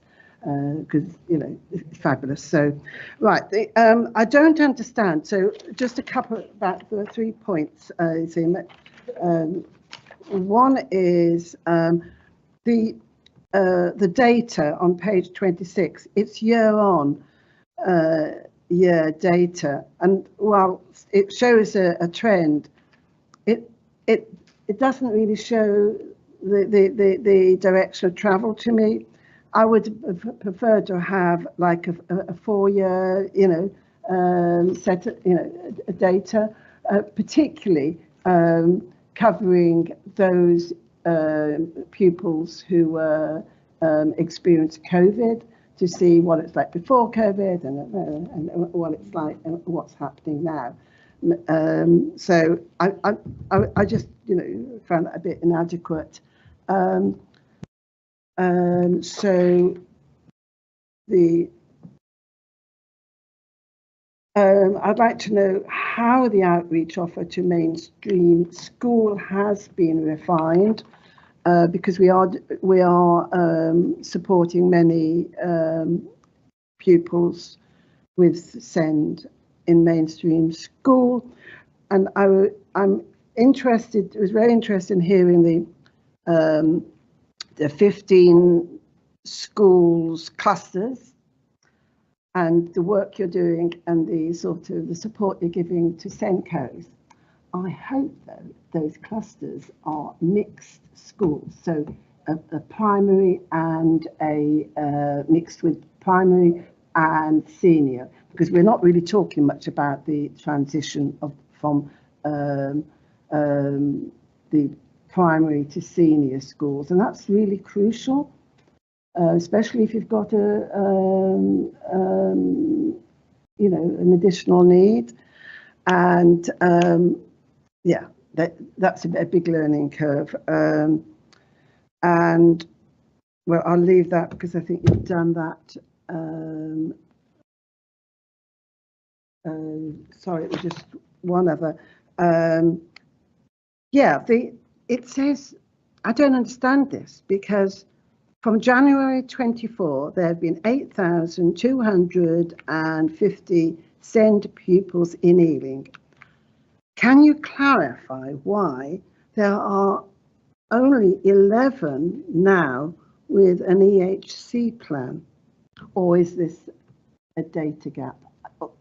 Have I totally misunderstood, which is possible? And there was one term that I didn't understand, which I'll end on, and that was what is neurodiversity affirming practice? Is that assessments? I don't know. Hands up, anyone who knows. Thank you for your patience. Thank you. Samira, do you want to just kick off on the neurodiversity? So neurodiversity affirming practice, it's really a focus on our children with learning differences and the uniqueness of our children, but also looking at a strengths-based approach. And as you said earlier on, the individualized nature of our children. It's not a one size fits all, and it's really an approach to rather than viewing our children with learning differences and disabilities as a deficit, let's celebrate who they are, the uniquenesses, to support them with their next steps. So it's really looking at the child holistically. Sorry? Okay, thank you. I'll note that for next time. Thank you. Just going to answer your question about transitions and the early intervention and the outreach offer. So in terms of transitions, that preparation for adulthood strategy is being co-produced at the moment. So what we've done is we've widened it out and made sure that we go from early years all the way through to 25, including making sure that we've got all the transition phases really well mapped out, but not just our transition phases for health, transition phases for social care, transition phases for education, so we can align some of the practices at the key points. So understanding the journey of the child and making sure that we intervene in preparation for transition rather than at transition. That's really important for us to do. In terms of our outreach offer, that is being refined further. So we have quite a healthy outreach offer, quite well-funded outreach offer, with schools providing support directly to each other, as in staff to staff, but also staff to child. That is going to be refined further, and we'll be enhancing that even further, taking into account things around SEMH that we've just mentioned today and the rise in that particular group. So we are looking at a very evidence-based model, looking at our forecasting, looking at the need, and listening to schools where they kind of feedback through the ALP model of what's working well and what needs to happen next.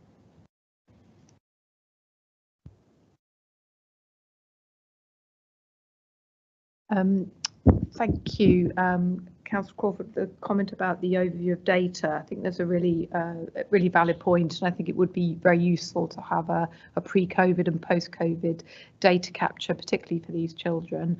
And of course, we did have 2 years where there wasn't any published data, so we've got this sort of gap. But certainly, we have seen, as with outcomes for all children, definitely a post-COVID effect, and one of the things that we didn't include in the report is around attendance, and we do know that children with SEND are more likely to be absent from school than children without. So that's also been, one of our key focus areas, and particularly what's described as emotionally based school avoidance, which is something else that has been a bit of a post-COVID phenomenon, and particularly for young people with SEND. So those 2 areas in particular are part of our bespoke inclusion visit agenda. So two of our officers are on a kind of circuit, if you like, of schools to test out some of the disproportionality in outcomes, in attendance, and indeed particularly looking at transitions, that kind of year 6 to 7 cohort, and making sure that we've identified vulnerabilities early enough so that schools can adapt their curriculum properly in year 7. Oh, and the clusters, they are primary schools and special schools that are mixed together. We haven't yet integrated secondary, primary and special within a cluster. there's so much work to do, as you can imagine, and you're working from kind of age 3 right up to 11 is a huge age range in itself, and doing justice to a cluster from sort of 3 to 19, I think would be quite difficult, but we have collaborative networks and groups that are focused in particular on literacy, key stage 2 to 3, and science, key stage 2 to 3. So the primary colleagues lead the cross-phase literacy cluster, and the secondary colleagues lead the cross-phase science cluster. So they're more focused on subject areas and subject domains. Councillor Gallant. Thank you very much. Thank you very much, Julie and Aretha and Samira. I mean, thank you very much for your outline. I mean, it's incredible work, and it's actually very hard to come up with single recommendations because it's so wide-ranging and there's just so much going on. But I've just got one quick question. You mentioned Senko recruitment, and I guess that means sort of retention rather, and I guess that means recruitment as well is difficult. If you just sort of elaborate on that, that might be something where we can think of making a recommendation. You mentioned SEND is attendance is a problem, particularly with SEND.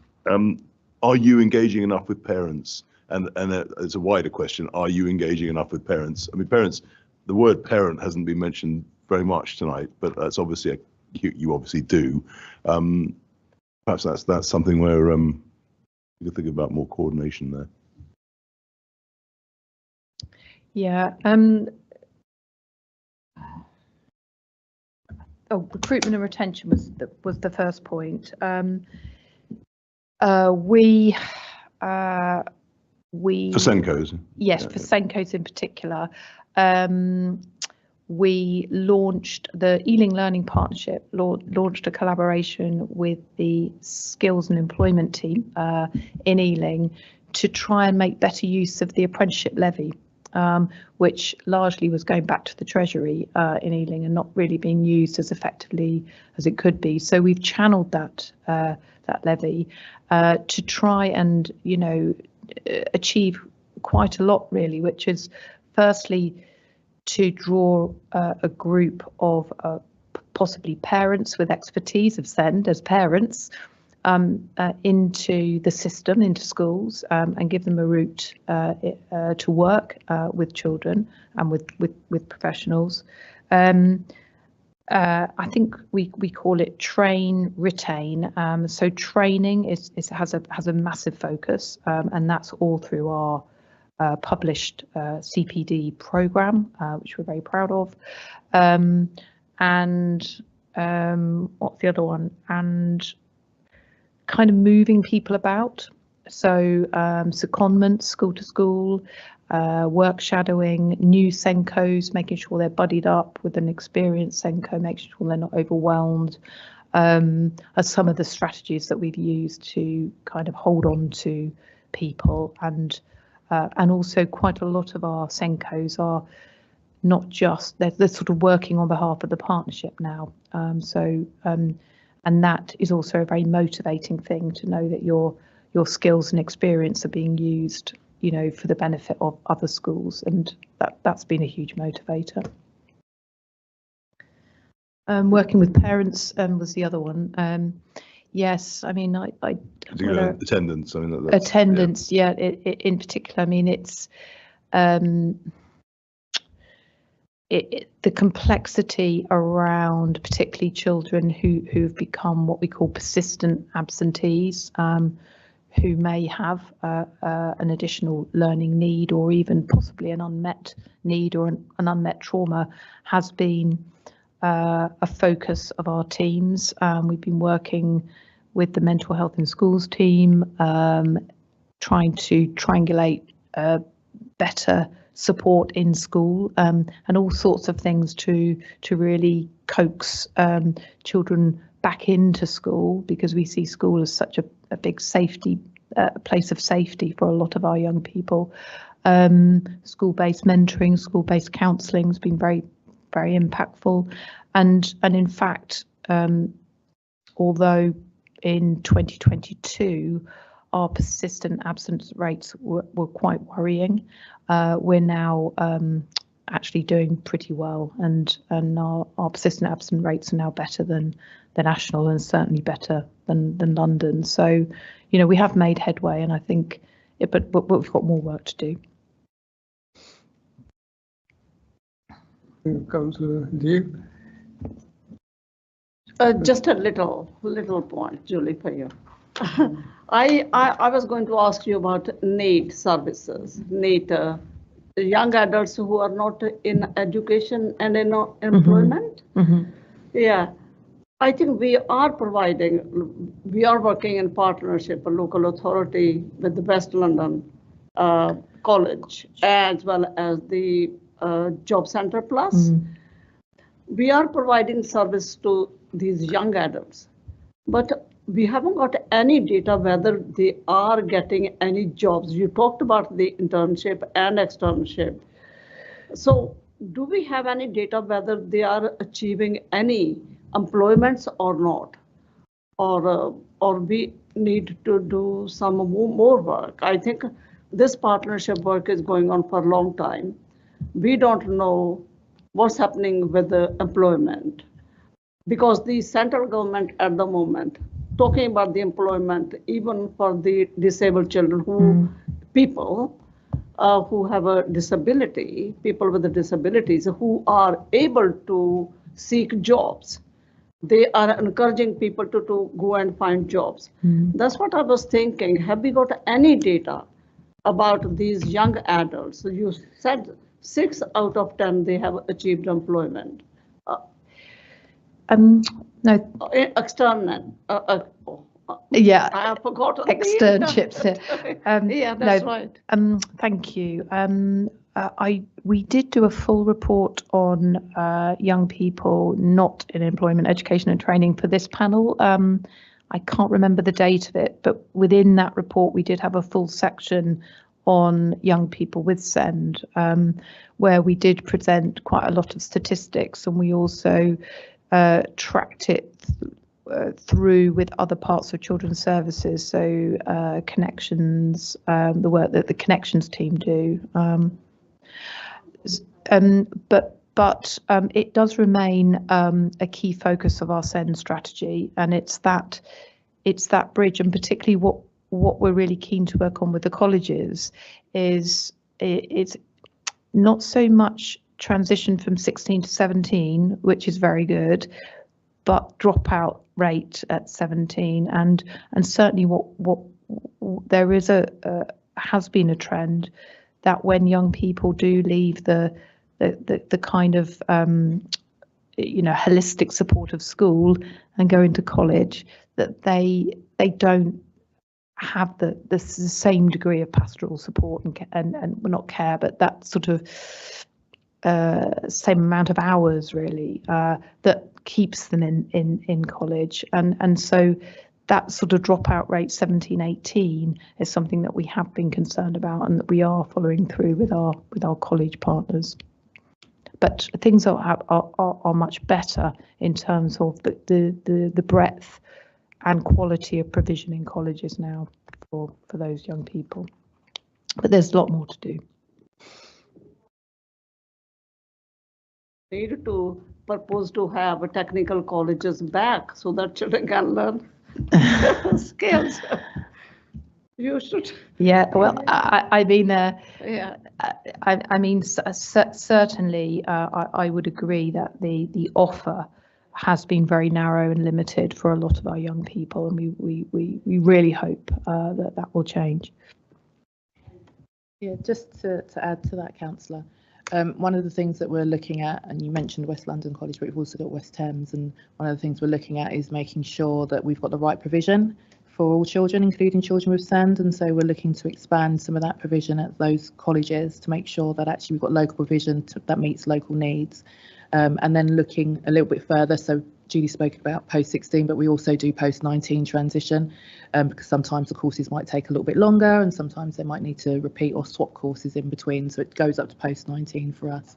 And certainly that transition phase is really crucial for getting into the world of work and being able to access it. And I alluded earlier to the preparation for adulthood strategy and getting in before they transition rather than at the point of transition, so that we can support them to access the opportunities in employment that may be available to them. And that does include things like transport. It does include things like supporting with their social communication skills. It does include things like making sure they're on the right course and stick to that course, and they've got the right partial support of college. So we are looking into that as well, particularly for our most complex needs.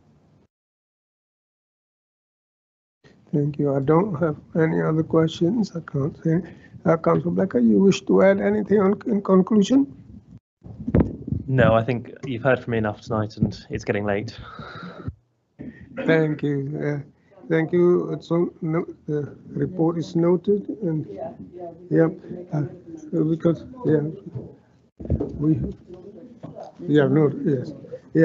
we got one more item still. We haven't finished. There's item 9. Panel recommendation. It is.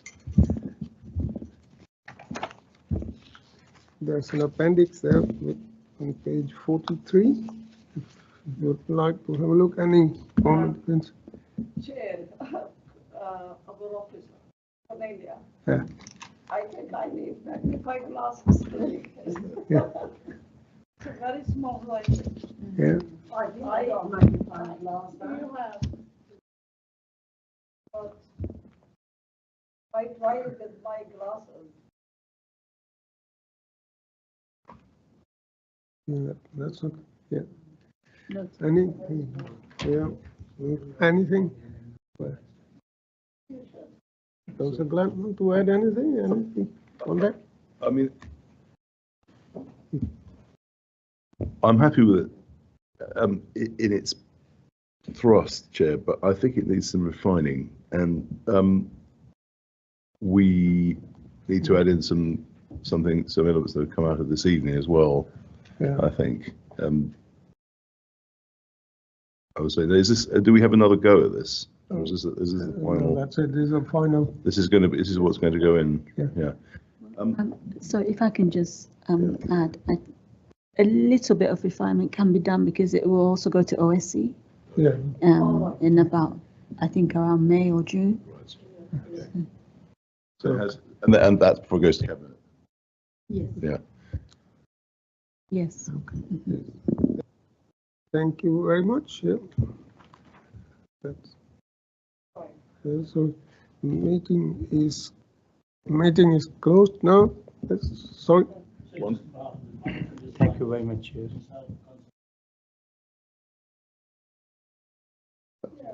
Thank you very much. Thank you very much. Chair, thank you so much. Cornelia, for all the help you've given, and officers.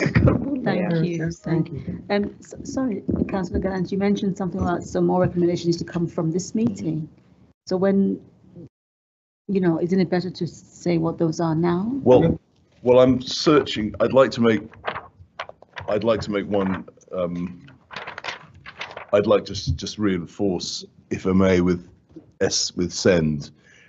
Perhaps we can make one recommendation that we continue that plan to bring in the wider community, bring in businesses, and bring in the relationship with apprenticeships and ideas from outside the school system as well.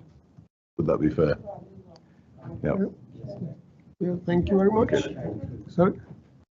I mentioned it before. I wasn't going to say anything because I thought that what we heard was very good, but the note for recommendation was committee receives additional information about transition planning, which could include what Councillor Gallant said. That's transition planning from primary to secondary, isn't it? Yeah. Yeah. Well, I mean, there was some interesting, what you said, evaluating through the whole thing. Well, it'd be nice to know specifically, somewhere have that down, so we understand exactly what you're trying to do. But I mean, when I made that note, it was before I heard what you're going to say. Can you put that in a nutshell, Kate? Right? Could you just say that again? Just make that tighter, and then that could add to the recommendation. I just wrote the committee receives additional information about transition planning.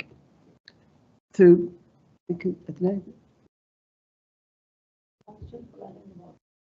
Anyway. We can work on that. We can work on that. I'd just like to make one other recommendation as well, if I may, Chair, on the discussion on kinship carers, and if we can urge that development of that macro strategy for provision for kinship carers. I think that's something that obviously work needs to be done, and I think perhaps we can urge that and encourage that development of that macro strategy. Sure, yes. Yeah. Is that fair? Is that a fair point?